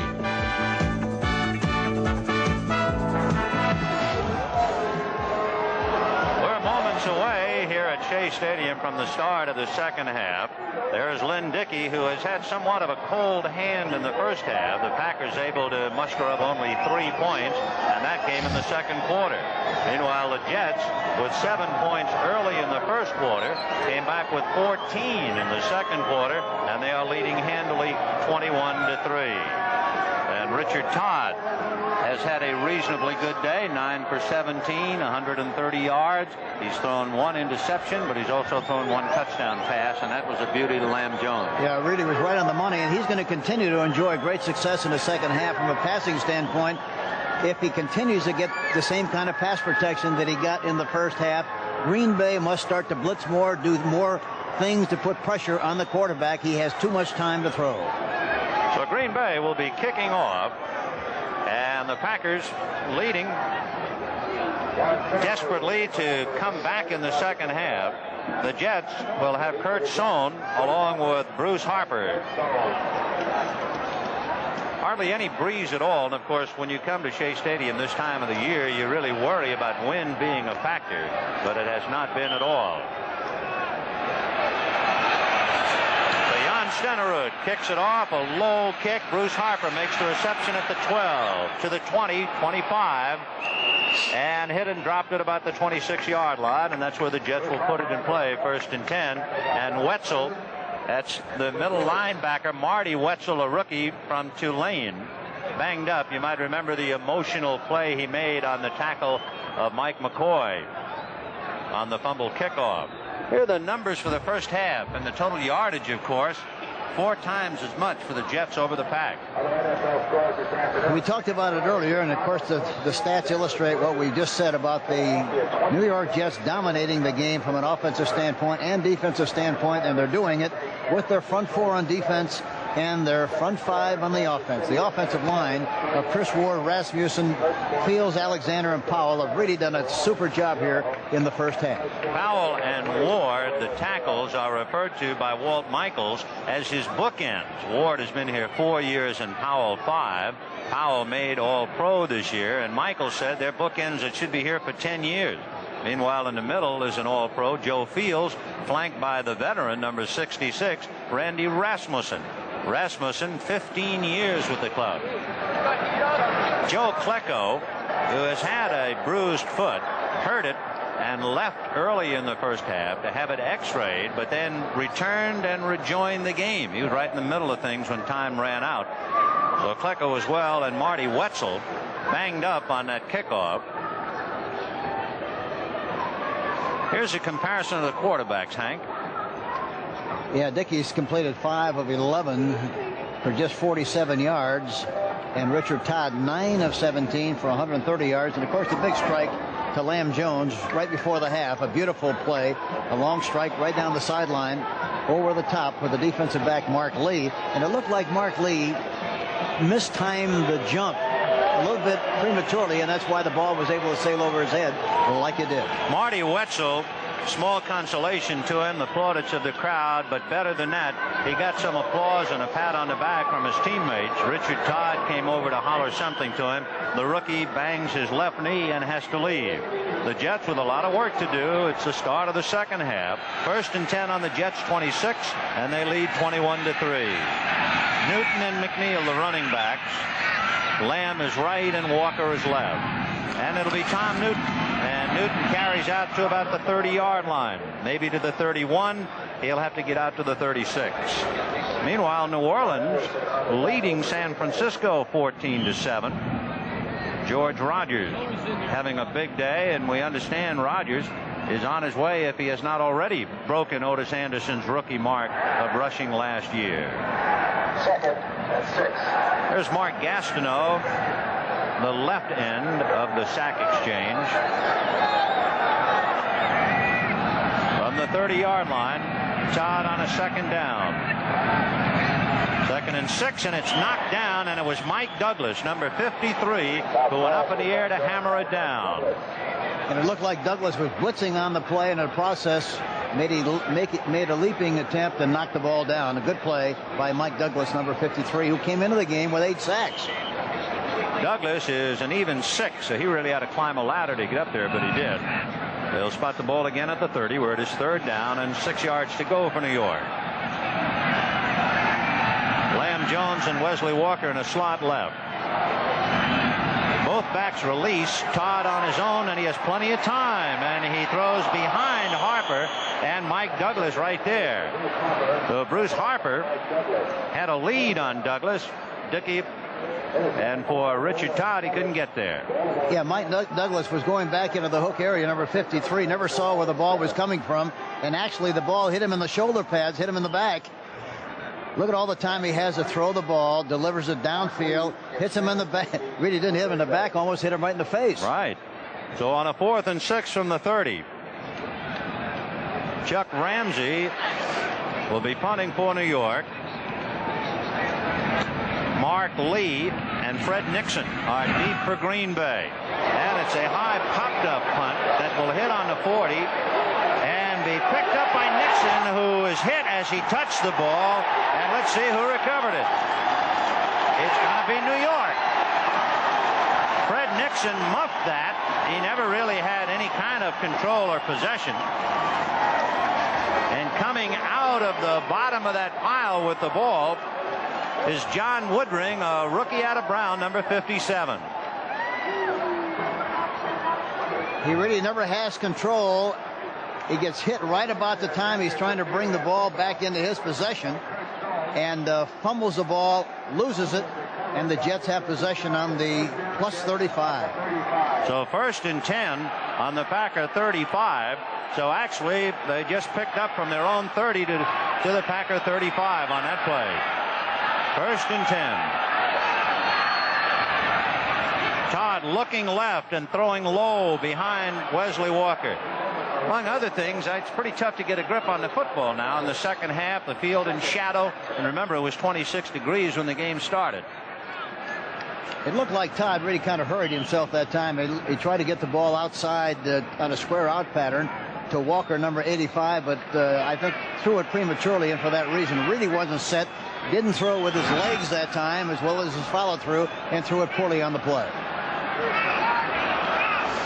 And you can see the 49ers have tied it up with New Orleans. Meanwhile, it is 2nd and 10 on the Packer 35. And it's a draw. Freeman McNeil inside the 30. Finally collared at the last minute by Terry Jones. And he drives inside the 30 to the 28-yard line.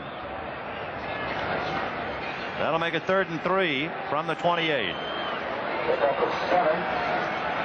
The Jets have really had more of an opportunity to open up their attack because they've had much better field position than the Green Bay Packers, and they're doing a good job of mixing the run and the pass and moving the football against Green Bay.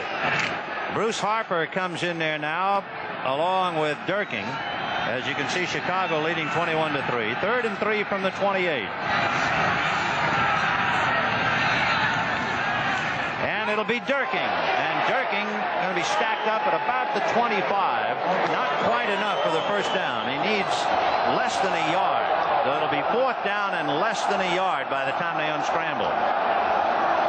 That was kind of a counter play, a misdirection play. It looked like they were trying to sell the defense on the idea they were going to go right. Gave the ball to Durking coming back to the left side, and he's just inches short of the first down. So it is 4th and less than a yard at the 25, and the crowd roars when the running backs come in. Pat Leahy stands on the sidelines. Durking and Long are the running backs out of the eye. And on a a sneak. Richard Todd, first down. That's the 30th time that Todd has carried the ball this year. So Pat Leahy can relax for a little while on the sidelines as the Jets pick up a first down on the Packer 23.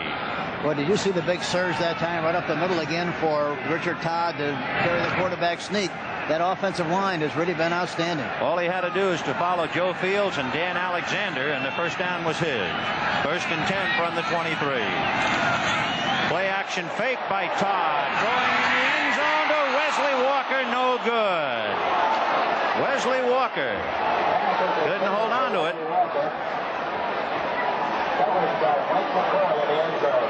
Watch Walker. He releases off the line of scrimmage. McCoy is covering. He makes a little move to the outside. Outside, does a little step, and then breaks up the field. The ball is thrown inside. He kind of stops to come back for the ball. I don't know how he dropped it, but he did. The ball was right on the money. It just looked like it went right on through and falls incomplete. Wesley Walker has caught 8 touchdown passes this year, so it is second and 10 from the 23. They double cover the outside people. If they throw, the tight end or a back should be open. Long is releasing, and Todd deep in the end zone, no good. In fact, the closest man to it was Mark Murphy, who's already had 1 interception today for Green Bay. Third and 10 from the 23. Well, he got the ball in the right area. They were double covering the outside receivers. They were very deep. The vulnerable area was the middle, but he didn't throw it well enough for Harper to make the catch. As far as the running game is concerned, Freeman McNeil has averaged 4 yards a carry, 13 carries for 52 yards. Todd has thrown the ball 22 times, and he has a third and 10 from the 23. Bruce Harper all alone in the backfield now, with Gaffney and Walker left, Lamb Jones right. And he's going to Lamb Jones, no reception. Jones, you remember, was at the other end of that picture book 55-yard touchdown pass near the end of the second quarter. And now Pat Leahy will be called in. Leahy has missed a 33-yard field goal effort today. He's 20 of his last 25, however. John Anderson, the left linebacker that time, number 59, really did a good job of getting depth on the play and helped on the coverage underneath. Pat Ryan holding at the 30, and the 40-yard field goal attempt is up and never gets there. In fact, his longest was 49.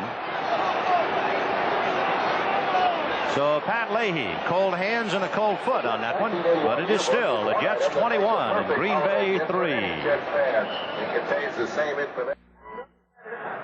Don't forget, the playoffs begin next Sunday right here on CBS Sports, the wild card game. Philadelphia has already clinched a wild card, and they're breezing. And, of course, it'll go right on through to that big day for Super Bowl 16 at the Silverdome in Pontiac, Michigan. All here on CBS Sports. Holy mackerel, is he warm. First and 10 on the Packer 23-yard line. Ellis and Huckleby behind Dickey. And Dickey's going to release it to Ellis. Nobody out there to help him but green shirts, and they knock him out of bounds at the 34-yard line. Just about enough for the first down.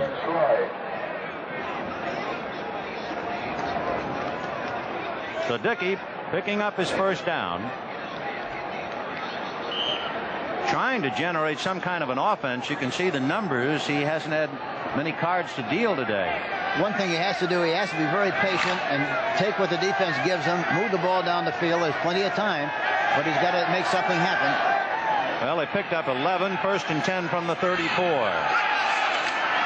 And Dickey going to release to Ellis, going the other side this time, and Ellis to the 40, and is pushed out of bounds by Greg Buttle, almost at the 45-yard line. We talked about Philadelphia, the definite wild card team. Let's check and see what they're doing. Boy, they're pulling the tail feathers out of the Cardinals, 28-0 in the third quarter. Ball out at the 43-yard line of the Pack. So it is second down and about a yard and a half for a first down. Huckleby is behind Ellis. Jefferson right and Lofton left. And Dickey is going to go to Ellis. What a hit! And the man who hit him is Abdul Salam, number 74. That name in Arabic translates into soldier of peace. But boy, there was nothing peaceful about that hit, Hank. No, there really wasn't. And I don't think people have the understanding of what a great job those two inside people, the right tackle and left tackle, Salam and Lyons, both of whom are excellent defensive tackles, put a lot of inside pressure on the rush. And for that reason, Gastineau and Klecko have a better opportunity on the outside. But those two tackles really do a good job. So it is 3rd and 1 from the 43, almost the 44. They need inches, really, for a first down. They'll go to Ellis, and he slips through. It looked like they were going to stack him up, and he lowered his head and got through to pick up the first down as he crossed the 45-yard line.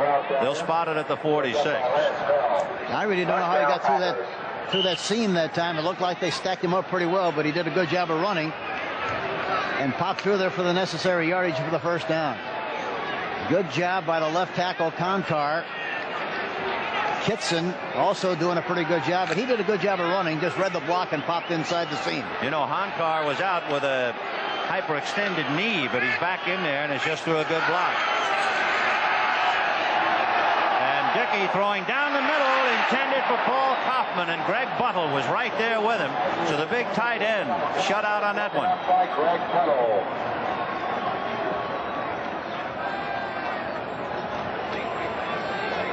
There's the pressure again. You see Gastineau going inside, getting caught inside. He throws the ball right down the middle in a beautiful play.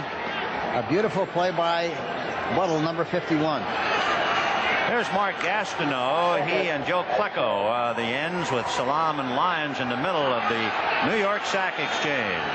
2nd and 10 on the Packer 46.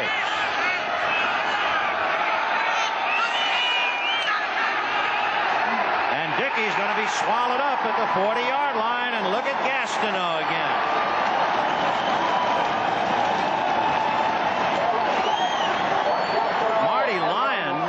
Number 93 appeared to be the man who's going to get credit for the sack.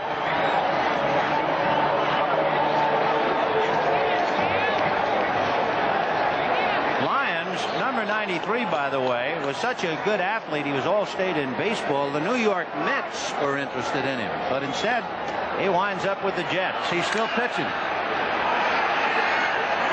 So it's 3rd and 16 from the 40-yard line.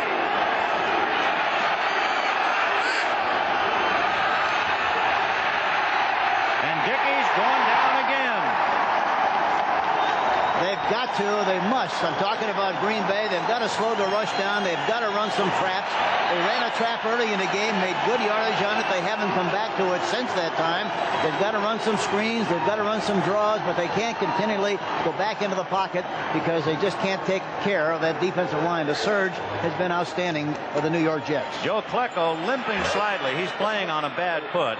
Ray Stackowitz punting from his own 20-yard line. And Bruce Harper is standing back on the Jets' 25-yard line. So the Packers have been thoroughly shut down by the New York defense. They have picked up only 3 points. Stackowitz gets it away. It's going to hit the ground in front of Harper. He'll take it at the 25. And Harper is tripped up and a flag on the play. The man I think who tripped him is Darrell Ray, number 28, his own man. Ray was trying to come back and help out and block, and they said he tripped him, and we'll see about the interpretation of the flag from Fred Silva. And I think the clip really, I thought Al Washington possibly was involved in the too, Ben. We'll see what they call. Okay.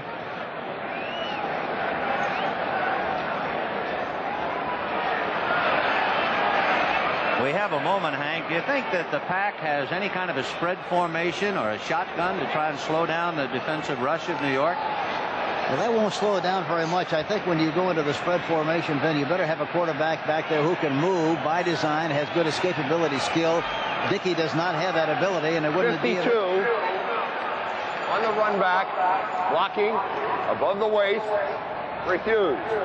77, personal foul, post possession, accepted. So you had Al Washington clipping because the ball was still in the air, and then you had a post-possession foul against Kenny Neal. The penalty before the change of possession is declined, and the post-possession foul is accepted. So the Jets are pushed back to their own 14-yard line, with the Jets leading Green Bay 21-3, 8:28 left in the third quarter.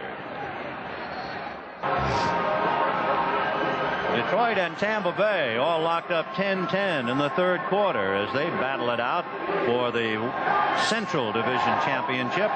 Meanwhile, here in New York, the New York Jets leading the Green Bay Packers 21-3. Not only are the Jets trying to win and have a playoff berth, but should they win and beat Green Bay, the Giants will get a berth. First and 10 from the Jets 13. And it'll be Tom Newton. And Newton running into people at the 15-yard line. Chicago leading Denver 21-10 in the third quarter.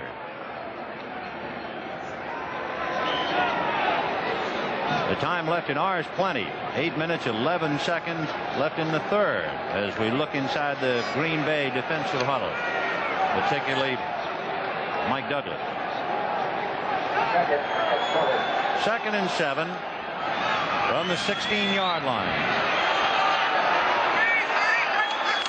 And they'll go to Kevin Long. And Long cutting back on his own, still on his feet and out to the 29-yard line. Great cutback play by Kevin Long to pick up additional yardage. First down. He does a good job. The defense overreacts, over pursues. Watch the good blocking at the point of attack on the backside. Goes against the grain. Does a good job of running. Runs right through number 23 Harvey and picks up a nice gain and a first down on the play. Beautiful job by Kevin Long. On the Jets 29 now, you have Derek Gaffney coming over into a slot left to join Wesley Walker on that side. They stay on the ground to Kevin Long, and this time he gets back to the line of scrimmage and picks up a yard or two at most. An interesting game of two clubs who just can't wait for the year to be over. New England and Baltimore, and New England leading Baltimore 14-10 in the second quarter. Boy, both could feel sorry for both coaches because really their teams are not that bad. They just have had a tough time all season long. Tough way to finish. So from the 31, it is second and 8. Walker left and Lamb Jones right. Todd throwing low, and a good reception made by Bruce Harper at the 35-yard line. Kurt Alleman, number 60, tried to take a swipe at the ball, but Harper stayed with it. Walker is occupying a halfback position, number 42, coming out of the backfield. He comes into the game with a lot of catches. Here again, look at all the time he has to throw the football. The ball is thrown a little bit low, but he makes the catch. Bruce Harper, number 42. He went to high school with John Travolta. With a couple of games like this, Travolta will be saying he went to high school with Harper. Yeah. So it is third and 3 from the 36. And Todd just gets it away to Harper. And Harper dragged down at the 48-yard line by John Anderson. So Bruce Harper from Englewood, New Jersey, having a big day over here at Shea. And he came into the game with 49 catches, and he's doing a good job of catching them again this afternoon. So he carries it out to the Jets' 48-yard line. Remember, because of the penalty, the Jets started on their own 13. But the Jets have been able to hold the ball against Green Bay. One of their scoring drives took 20 plays from their own 10-yard line. Lamb Jones and Wesley Walker on the left. Second man, Freeman McNeil, tries to hide and get through, but the Packers pick him off. Walker and Jones anchored on the left side that time in a slot formation, had 1-for-1 coverage, had a big cushion, a lot of room. They have the same defense. They would not be surprised to see him throw the ball back over here because they should be able to make some yardage on the play.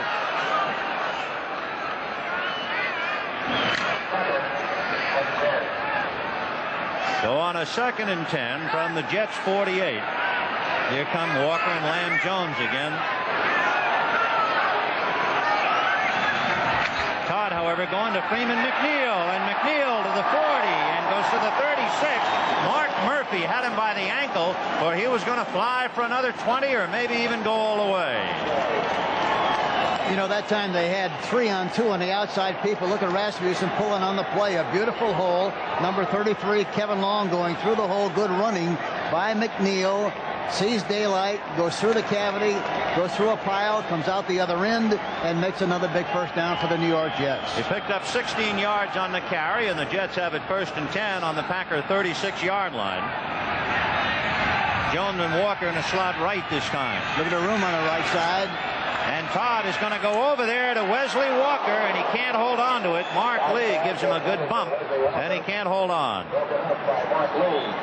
Mark Lee from a big family, 6 brothers and 5 sisters, so you know how to elbow his way. He got to fight his way to the table. So it is 2nd and 10 from the 36. The Jets leading 21-3, 3:39 left in the 3rd quarter. Walker and Jones going right this time. Kevin Long and Bruce Harper, and Harper grabbed from behind by Cumbie and from the ankles by Douglas, and that's the end of that trip. Kevin Long, number 33, trying to make a block, missed the block on the play, and for that reason, Harper was not able to make as much yardage as he would have. So it is 3rd and 10 from the 36-yard line of Green Bay. 21-3 New York. 3:14. It's been a hard day for Mike Douglas and the rest of the Packer defensive squad, but the offense just hasn't given them anything to work with. 3rd and 10 from the 36 of Green Bay. Got another situation where something in the middle or one of the backs should be open. Both backs release. The pass to the right side is overthrown, intended for Bruce Harper, with Mike Douglas picking him up. Harper's got an option. He has an option to run an inside course or an outside course, depending on how the linebacker plays. That time he elected to go outside. He was really wide open. The ball was thrown way out in front, incomplete. But that's what his responsibility is on that play. Chuck Ramsey is number 1 in the AFC in kicking the ball out of bounds inside the 20. In fact, he has kicked 26 of his 77 punts inside the 20. That's exactly what he wants to do right now. In case you're wondering, Craig Colquitt tied with him, and Cliff Parsons is the leader. He's on the right hand. Oh, excuse me, Ren. Go ahead. I was going to say Lee and Nixon are the deep men. Go ahead, Hank. He's on the right hash mark, and if he tries to kick the ball out of bounds, he ought to try to kick it to his left. Or he might try to kick it up in the air, hit an elevator ball, and hope that it'll be down inside the 10-yard line. Well, we see now Randy Scott talking to Fred Silva. It might very well be a delay of game penalty, and they're going to decline it. That's what it looks like. They're gesturing, shall we turn it down or not? Delay. New York. Yardage. Refuse. The Packers, of course, trying to cut down the real estate, making that OB kick a little bit tougher rather than giving the luxury. But look now where Ramsey is backing up anyway. He's going to be kicking from his own 47. Mark Lee, 22. Fred Nixon, 84, standing back on the Packer 10. And they're standing there for a specific reason. They know if the ball comes right to them at that area, they'll catch it. If not, they'll let it bounce into the end zone, hopefully. And Ramsey from midfield without a shoe. And he kicks it deep, and it is going to hit and go in the end zone. So Ramsey, who started kicking without a shoe in 1979, could not kick a poached egg. Instead, it goes on into the end zone, and the Packers will take it over 1st and 10 on their own 20-yard line. We have 2:45 left in the 3rd quarter. Jets 21 and the Packers 3. As you can see, the New York Jets, with 5 sacks today, giving them 62, trail Oakland as the all-time sackingest team in NFL history. And for the Packers, trying to generate something now. 1st and 10 from their own 20-yard line. Huckabee and Ellis are behind Lynn Dickey. Kaufman, the tight end, as a wing, staying in to block. They're going to throw to Kaufman, and he's grabbed by Salam, and then Gastineau, and that'll be that. response again by the defense of the New York Jets. Gastineau coming on the inside, dumps the ball out to the tight end, Kaufman, but a good response there again by Salam, who makes the play. So on a pass to the tight end, they actually lose 6.5 yards. The ball is back on at the 12-yard line.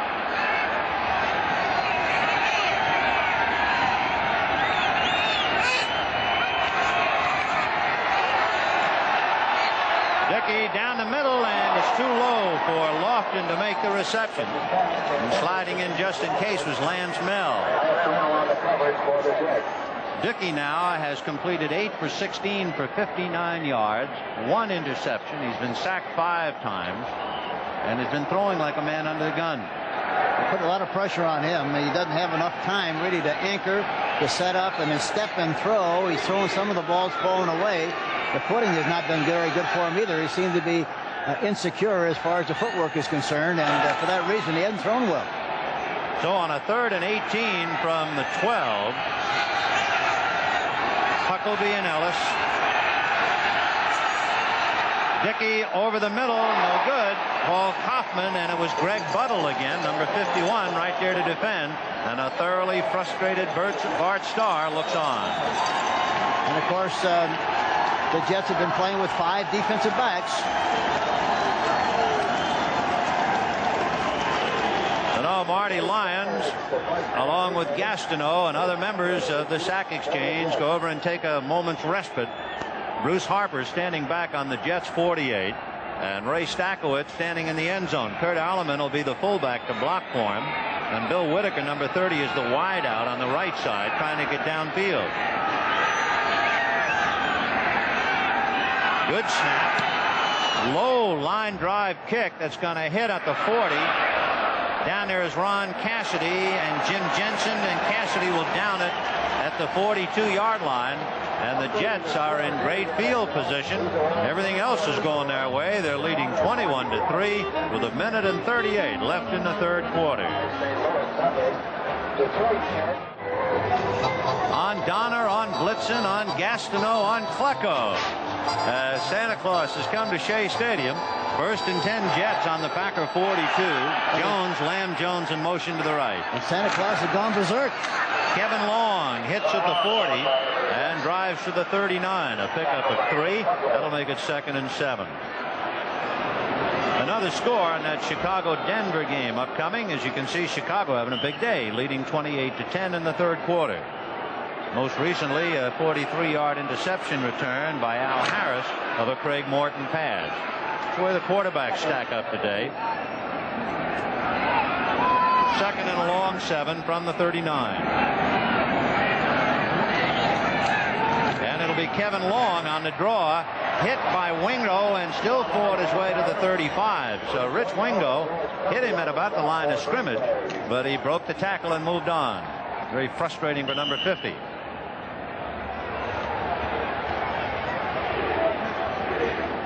Big game at the Silverdome in Pontiac involving Tampa Bay and Detroit. It is 10-10 at the start of the 4th quarter. Meanwhile, we're down to 32 seconds left in the 3rd, and here goes Bruce Harper trying for the first down, but he didn't get it. He was hit hard as he tried to cut back. The man who hit him was number 52, George Cumbie. There he is, 2 years out of Oklahoma. He was an All-American there. He had 2 knee injuries and was on injured reserve last year. And you can see time running out as far as the 3rd quarter is concerned. It is history here at Shea.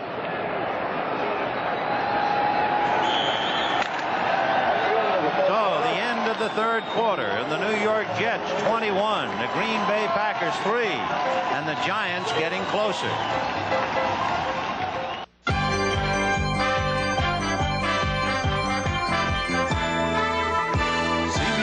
Sports coverage of the National Football League is sponsored by Subaru, inexpensive and built to stay that way. Radio Shack, a division of Tandy Corporation. And by Light Beer, everything you always wanted in a beer and less.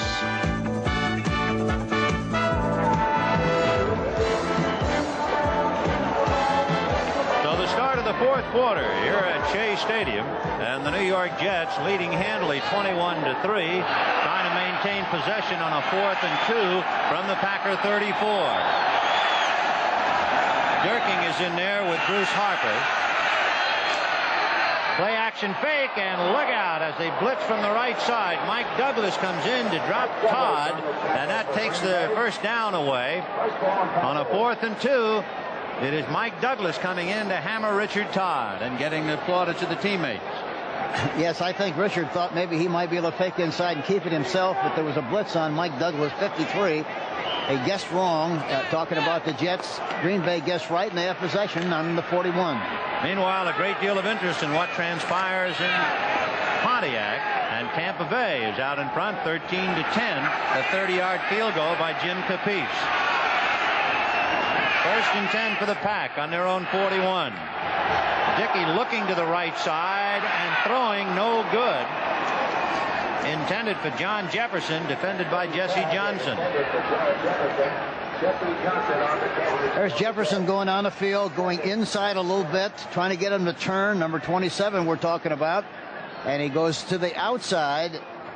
Johnson working on Johnson. He comes back for the ball, and the ball hit him right in the face. But you know, you have to remember too that Wesley Walker is legally blind in his left eye. He has a cataract, and he actually acted as if he lost that ball for the moment. So 2nd and 10 on the Packer 41.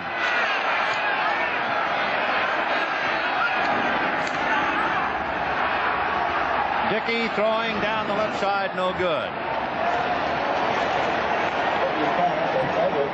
So Lynn Dickey is 8 for 19 for 59 yards. Of course, those are cold statistics, and no pun intended. It didn't really tell the story. And it's pretty amazing. You know, last week, of course, he threw 5 touchdown passes. He really has been a super quarterback. It's just been a tough day. That's all, period.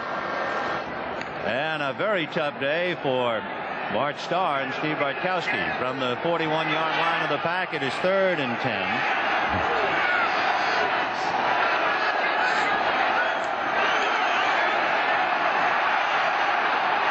Dickey deep down the right to Lofton. No catch.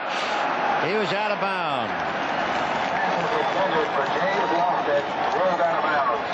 Down low on the coverage.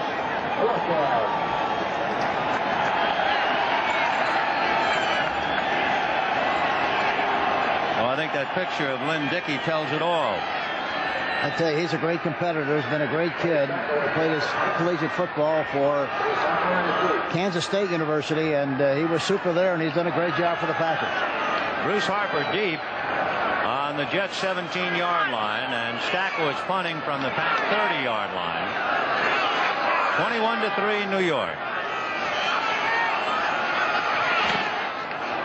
And he thumped that one. Fair catch for Bruce Harper at the 16-yard line. Ron Cassidy whizzing by, number 88.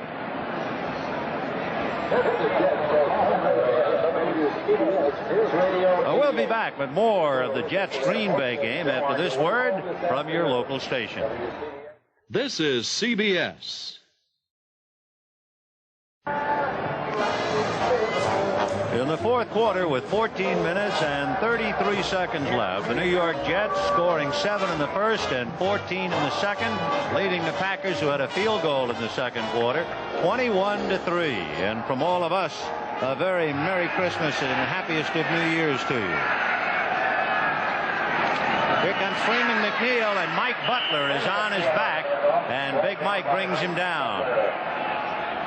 Dropped him at the 15-yard line.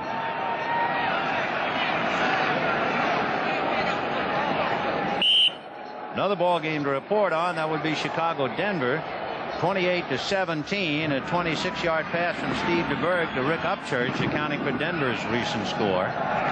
Walt Michaels guiding his ball club from 0-3 to where they are within a grasp now of a playoff position.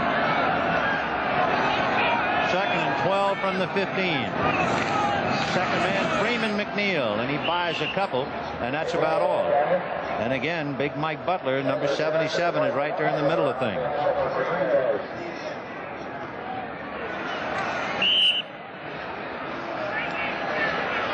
You know, Dan Alexander, the right guard, 6'4", 260, played his collegiate football at LSU. Really doing a good job along with the offensive center, Joe Fields. But they work very well in concert with each other as far as assignments are concerned. That's James Lofton taking a breather on the sidelines. 3rd and 10 from the 17. Harper and Durking in there behind Richard Todd. Mike Douglas leaping in the air, but the catch is made anyway by Jerome Barkham, crossing the 35-yard line and brought down by Anderson at about the 38. Mike Douglas looked like he was going to break up the play. Watch him on the right side leaping in the air. You know, Richard, yeah, he does. He's blitzing on the play, but Todd stays in the pocket very, very well. Good composure. And they're here again, 2 receivers in the same spot. Lamb Jones, number 80, right over where Barkham is. But in spite of that, he still gets the ball to Barkham. He makes the reception, and they get out of the soup, so to speak, and they have a first down. Todd now 12 for 28 for 168 yards, 1 touchdown, 1 interception. And he has it 1st and 10 on the Jets' 37-yard line. In motion is Lamb Jones to join Walker on the left side. Second man is Freeman McNeil, and he loses the ball at the 40-yard line. And I believe the Pack has recovered.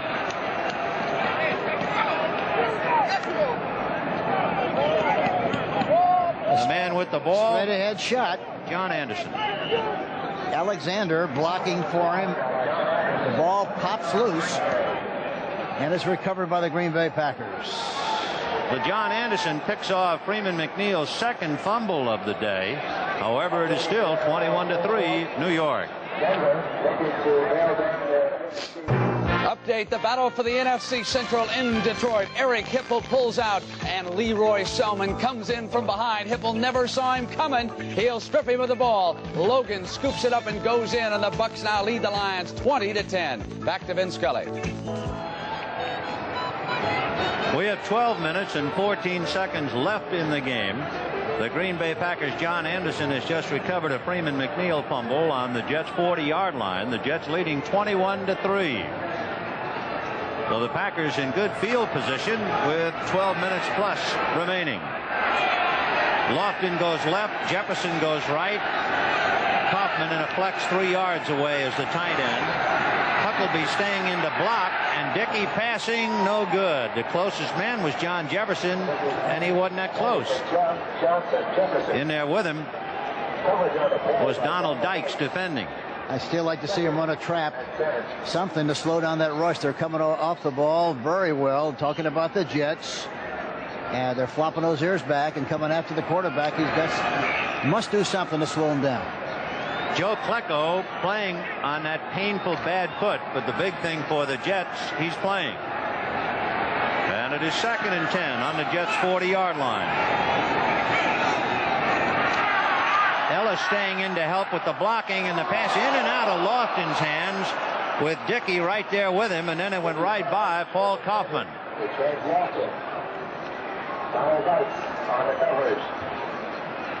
5 sacks for New York today, and for Mark Gastineau, with his sack, he tied Jerry Philbin for the most sacks by a Jets player in 1 year, 19. The Packers trying to shake themselves. They have it 3rd and 10 from the 40-yard line of New York.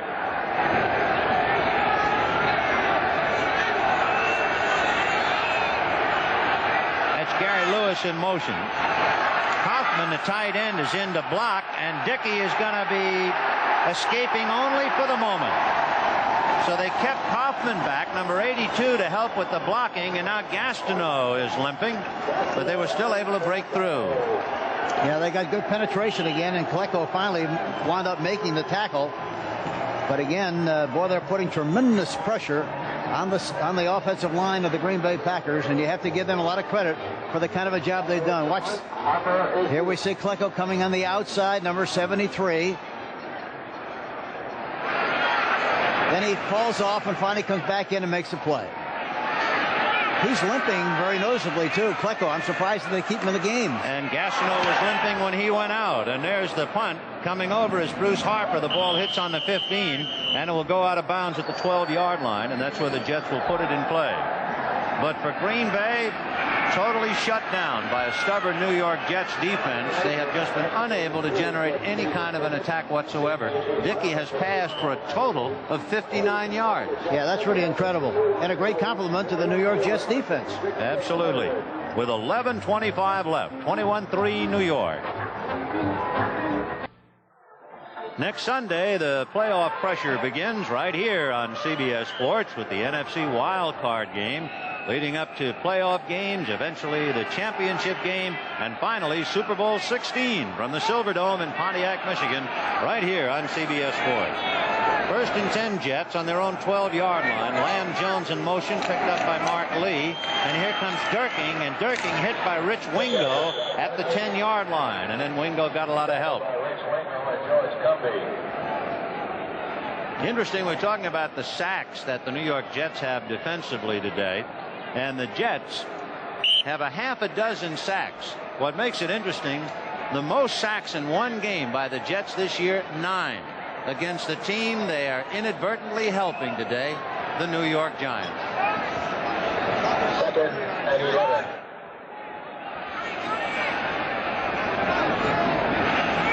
No, it is second and 11 for Richard Todd. Todd down the middle, and the catch is made by Bobby Jones.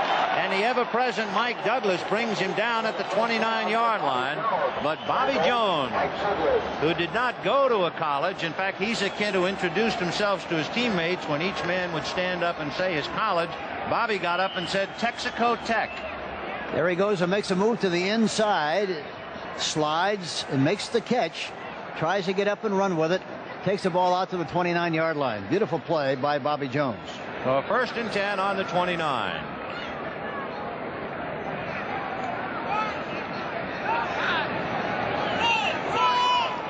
Wesley Walker wide right.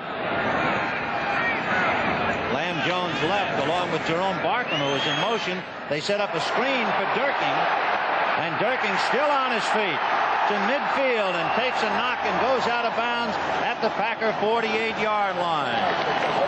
The Coke machine, Scott Durking, picks up the first down on the screen.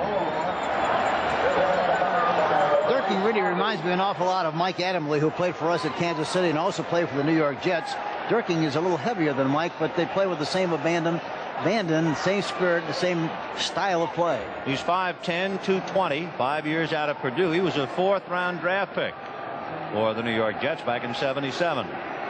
So first and 10 on the Packer 48.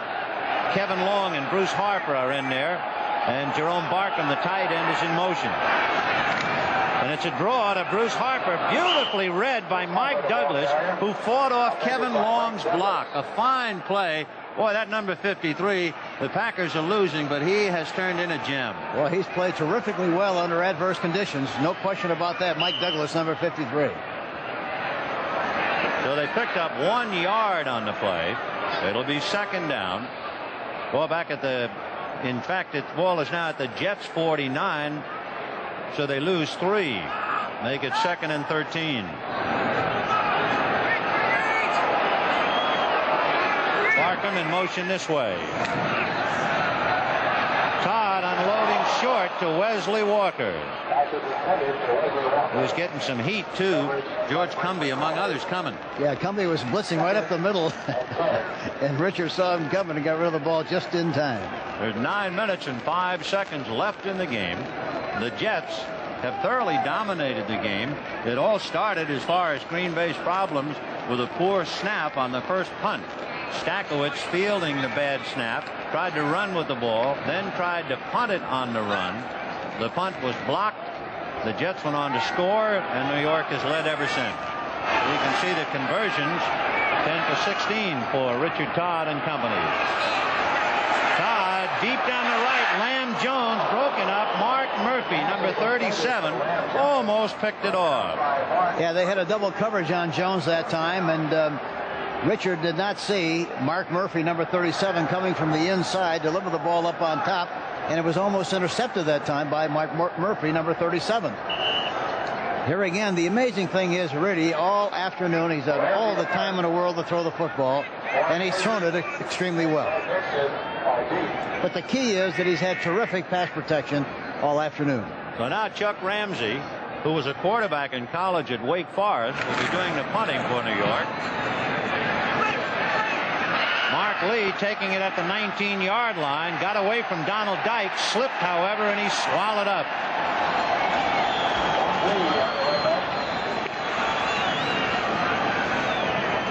Donald Dykes, number 26, was the man who first hit him, and that caused him to stumble, and it ruined any comeback attempt. It's still 21-3 New York. Yeah. Again, as we mentioned earlier, a very Merry Christmas and the happiest of New Years for Hank and myself, for the award-winning technicians sending you this ball game, and for everybody at CBS Sports. Have a great one. First and 10 on the Packer 18-yard line. In motion is Gary Lewis. Little swing to Ellis, and Ellis is going to be hog-tied by Holmes, who dropped him at the 15-yard line. So Jerry Holmes, 2 years out of West Virginia, comes in. He was a free agent last year. Holmes gets his man. You know, Green Bay came into the game with a very outstanding passing offense. They have not run very well. Coming into the game 10 offensively, 12 with the run, 6 against the pass, but they've been kind of a one-dimension team. They haven't been able to do any running at all, and it's tough to win if you have to throw, and especially when you have to play catch-up football. In fact, Ellis has rushed 10 times for only 28 yards.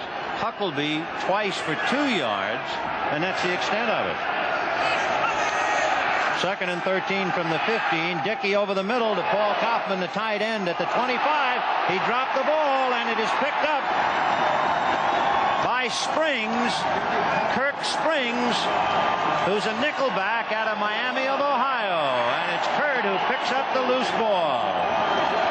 There you see Kaufman coming across the middle. The ball is right on the money. He makes the catch, tucks it away, runs upfield, and the ball slides right out, right down the side of his leg, and is finally recovered there by the New York Jets.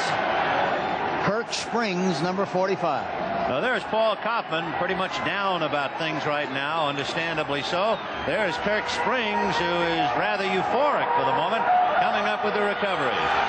First and 10 for the Jets on the Pack 25-yard line. And now Todd zeroes in for the coup de grace. And Kevin Long carries it inside the 20. Mike Douglas on his back at the 17-yard line. And another visit to Brent Musburger here in New York. Benny, Eric Hipple and the Lions were going in. He pulled out. He had Freddie Scott, who blew the catch, and Cedric Brown with his second interception of the day. Still 20-10 Buccaneers. Back to you in Shea Stadium. Oh, I can hear the moans and the groans in the Silver Dome right now. So it is second down and about 4. The ball inside the 20 at about the 19-yard line. Todd to Kevin Long. Long didn't get enough for the first down. He has to get to the 15-yard line. But time is an ally of the Jets now. 7 minutes and down to 6:50. For Walt Michaels and the New York Jets, they are 6:50 away from turning an 0-3 team into a playoff team. And as you can see, it's been a big year for the NFC. They have handled the AFC exceptionally well. You know, and talking about the Jets, I went out to watch them practice the other day, talked to Michaels after the practice session, and he talked about his team and said they just hope to be a fundamentally sound team this afternoon to block, to tackle, to execute, and that's what they've done here this afternoon very, very well. Kevin Long loses the ball, a pileup, and Green Bay has recovered, and I believe Mike Douglas, number 53, is down at the bottom of the pile. What a game he has played. There he is. The Packers might lose, but he is anything but a loser. Mike Douglas, great individual effort. Yeah, he's done everything but line the field here this afternoon. He's really been a very, very outstanding performer. So the Packers, after Kaufman's fumble, recover this fumble by Kevin Long, but the Jets, with 6:23 left in the game, leading 21-3. The last few minutes, it has become a game of turnovers. McNeil fumble, recovered by Anderson. Kaufman fumbled, recovered by Springs. Long has just fumbled, recovered by Douglas. And the Pack has it 1st and 10 on their own 14-yard line. Dickey looking, swallowed up by Marty Lyons.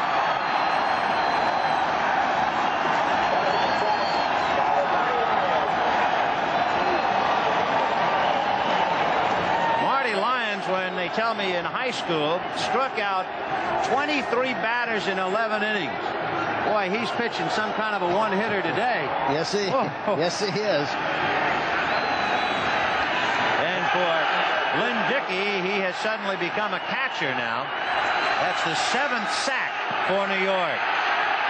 Dickey throwing for his life for Kaufman, and Dickey is on his back in the end zone with Marty Lyons on top of him again. And I said it early, and I'll say it again. Lyons and Salam, they really have not gotten the recognition and credit they deserve, because they really put a lot of inside pressure on the offensive line and on the quarterback, and it's been very beneficial to Gastineau and Pleco. But those two guys are very outstanding. So for Lynn Dickey, the Jets really giving them a bad time up front. Of course, this crew has given a lot of quarterbacks a bad time, and there they are. The sack exchange, Gastineau, Salam, Lyons, and Pleco. And it is a 3rd and 16. The ball is back as Dickey drops to the end zone to pass. No good. Intended for John Jefferson, but no chance. Well, I'm really surprised that Pleco is still in the game. He shouldn't be in there. He's got a bad leg. You'd think they'd give him a rest and get him ready for the playoffs, but he's still in there. So Ray Stackowitz will be asked to kick it out of the end zone. The line of scrimmage is the 8-yard line, and they're going wild at Shea Stadium. Boy, what an incredible year. The Giants and the Jets, who started off so slowly, on their way to playoffs. And I talked to Ray Perkins after the game yesterday, and of course he was very excited about the fact they won the game. So they had done everything they possibly could. Now it's up to the New York Jets. They'll be pulling for them. And of course now he's got to be very happy about what's happened here this afternoon. Stackowitz will get it away. Bruce Harper standing at the 48-yard line. To the 45. Still on his feet to the 40. And then he runs into trouble, and they drop him at the 38. Guy Prather, number 51, was down there to make the hit for Green Bay. So the Jets leading 21-3 with 5.5 minutes. You know, we mentioned the fumbles late in the game. McNeil and Kaufman and Long. Although it has not been that startling a game, there have been 7 turnovers. And talking about turnovers, there's the ratio, the comparison for each team last year and this. And you can see a remarkable turnabout for both teams, particularly for Green Bay, but it didn't help them today. So Todd in excellent field position at the 39. Play action fake to Durkin. And Todd going deep all alone, Wesley Walker.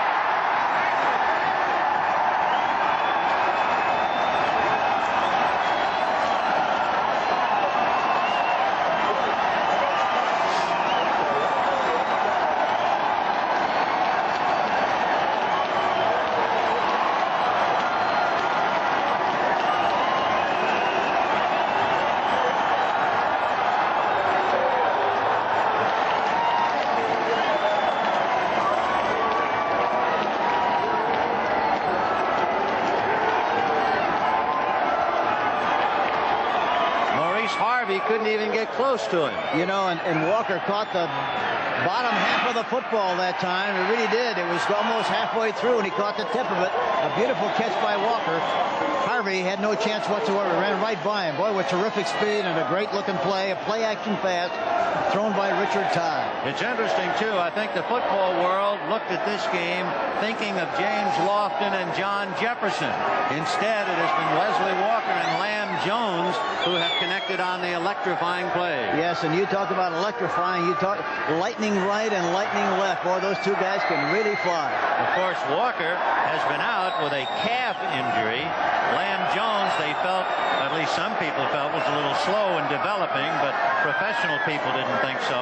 And now they both hook up for magnificent scoring plays, and it is 28-3 in favor of the Jets. Talk about feeling no cold. So we have 5:25 left in the game. And for Bart Starr and his hard-working team, a dismal day. The best shot was not good enough.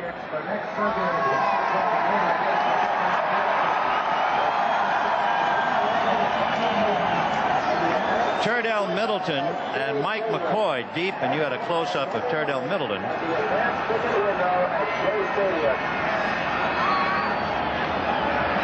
Pat Leahy will tee it up. There's Mike McCoy, number 29. So McCoy and Middleton, the deep men.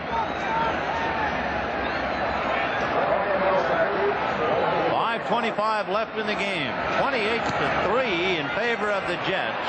Coming up is Middleton to take it at the 12, to the 20, to the 25, to the 30. And down he goes at about the 32.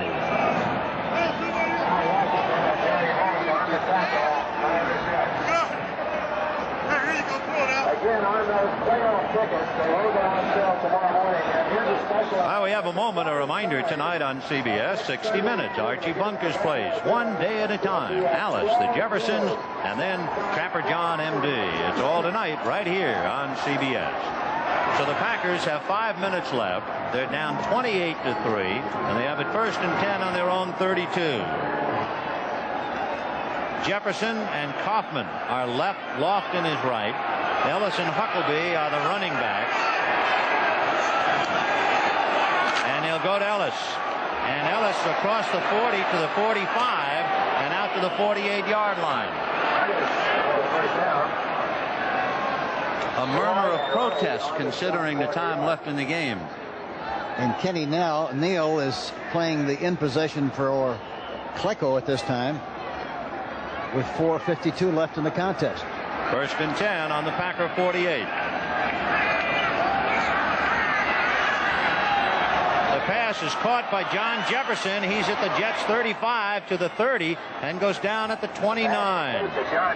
So Jefferson hooks up, and the Pack has it 1st and 10, starting on their own 32. They've moved it to the Jets 29-yard line with 4:27 left in the game. 28-3 New York.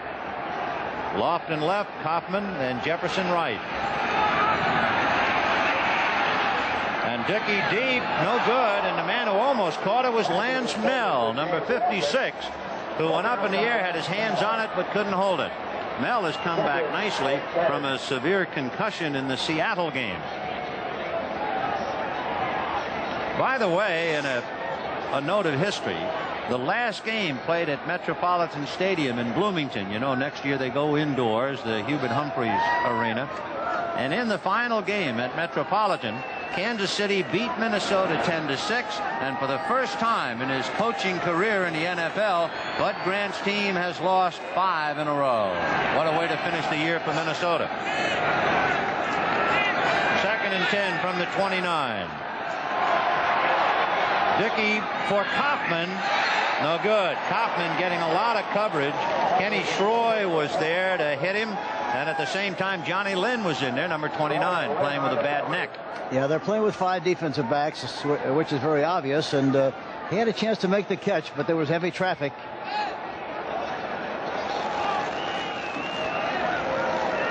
And, of course, for people in the New York area, Jets playoff tickets go on sale tomorrow. December 21st at 8 a.m. at the advanced ticket window right here at Shea Stadium. Boy, that's an announcement I'm sure even the wildest Jet fan wouldn't believe possible earlier this year. 3rd and 10 on the Jets 29. Dickey for Lofton, no good. He tried to make a one-hand catch, and James couldn't hold on to it. And Walt Michaels and his fine coaching staff got a lot of abuse early in the season. They deserve a lot of credit for the way this team has come back and played the rest of the season. Heartiest congratulations to Walt, who of course is known for his great career with the Cleveland Browns, but briefly was with the Green Bay Packers and was traded back to Cleveland for a name that it's synonymous with the Packers, Forrest Gregg. 4 minutes left. And it's 4th and 10 for Dickey and the hard-pressed Packers, 28-3 Jets.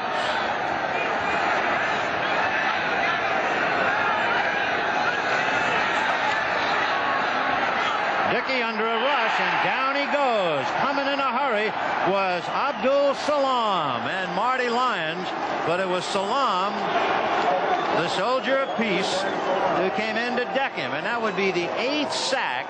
They've had 8 sacks 3 other times this year, twice against New England. They had 8 sacks against Houston, and of course they're high. They had 9, as we mentioned earlier, against the Giants.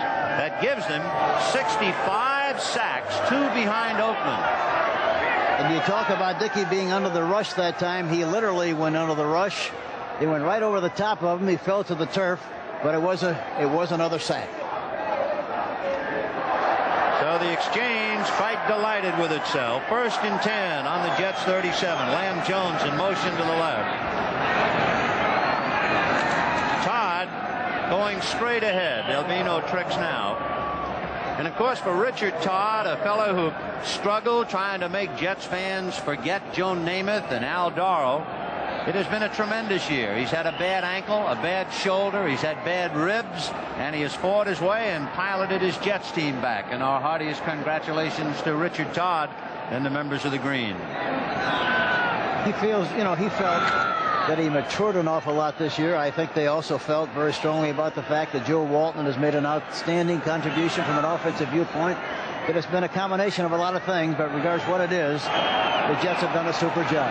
From the 38, it is 2nd and 9, and they'll stay on the ground at Durking, and Durking maybe gets back to the line of scrimmage and falls forward for a yard.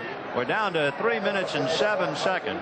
This well bundled up sellout crowd on its feet, not just for warmth. They want to burn off a little extra enthusiasm. It has really been the Jets all day. At no time today did you get the feeling that the Packers could handle the Jets' thrust defensively, nor could they handle the Jets' offensive line when they were on defense. Yeah, just one of those days. It was a no-contest game for the Green Bay Packers right from the very beginning. They got in trouble early and stayed in trouble for the entire afternoon. And, of course, that's a tough break for the Pack. They had come in here having won 6 of their last 7. Todd looks a little heavier on the waist. He isn't. That's a flak jacket he's wearing for protection for the ribs. Kevin Long is brought down by Rich Wingo as he got to the 40-yard line and rolled forward to the 41. Time called with 2 minutes and 20 seconds left in the game. Green Bay calling the timeout. But the New York Jets are on top of the world with 2:20 to go. The Jets leading the Packers 28-3. The preceding message was furnished by the National Football League. The theme song, New York, New York, town that never sleeps. And if you're not sleeping tonight, be right with us at CBS, starting with 60 Minutes.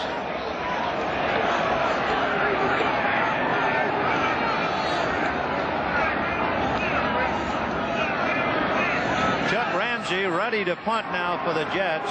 Deep is Fred Nixon standing on the Packer 18-yard line with 2:20 left. A high snap, but Ramsey gets it away. It's a short kick. It'll hit at the 40-yard line.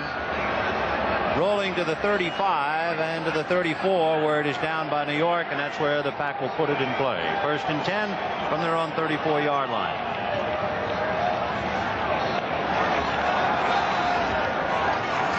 Two minutes and 9 seconds left in the game. The Jets scored 7 in the first quarter and 14 in the second quarter, while the Packers could only muster a field goal from Jan Stenerud. So it was 21-3 Jets. It was a scoreless third quarter, and the Jets scored in the fourth quarter, 28-3. There were 2 electrifying scoring passes, 55 yards to Lamb Jones and 35 to John Jefferson. Wesley Walker making the big reception in the Jets end zone. And the story has been all the Jets. Ellis staying in the block, and he still can't do it. Down he goes. Neal, number 77, and Rudolph, 76. They're the backup men for the sack exchange. That's the 9th sack. That equals the 9 that they had against the New York Giants. And with 9 sacks today, that gives them 66. They're just one back of Oakland's 67, and there's 2 minutes left.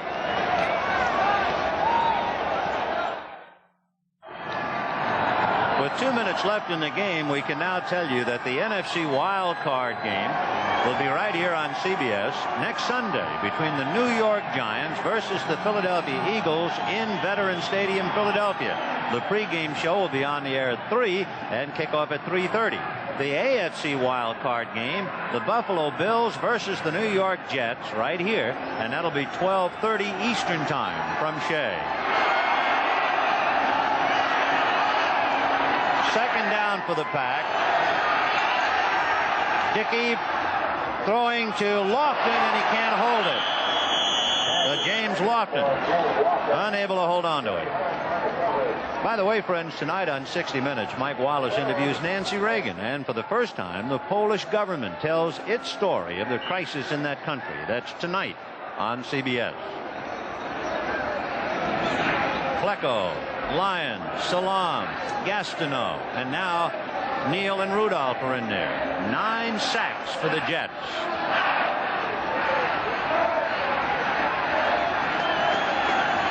Third and 16 from the 27.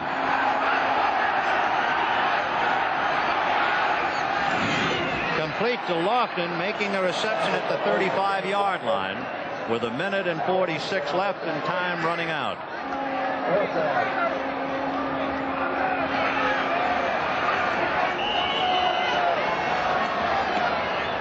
Meanwhile, a final score, the first time Detroit loses at home all year. They lose the biggest game of the year. And what a time to lose it, huh?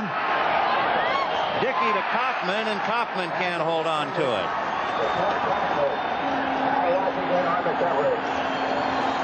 So Tampa Bay wins the divisional championship in the NFC Central as they knock off Detroit. Delirium has set in with 1 minute and 25 left. The Jets have locked it up 28-3. And Green Bay has had to play catch-up football all afternoon. Dickey has thrown 33 times, completed only 12 for a total of 98 yards. By the way, in talking about the Jets game coming up next week, we have to correct the time. That time with Buffalo, a 12 o'clock Eastern game, the AFC wildcard game.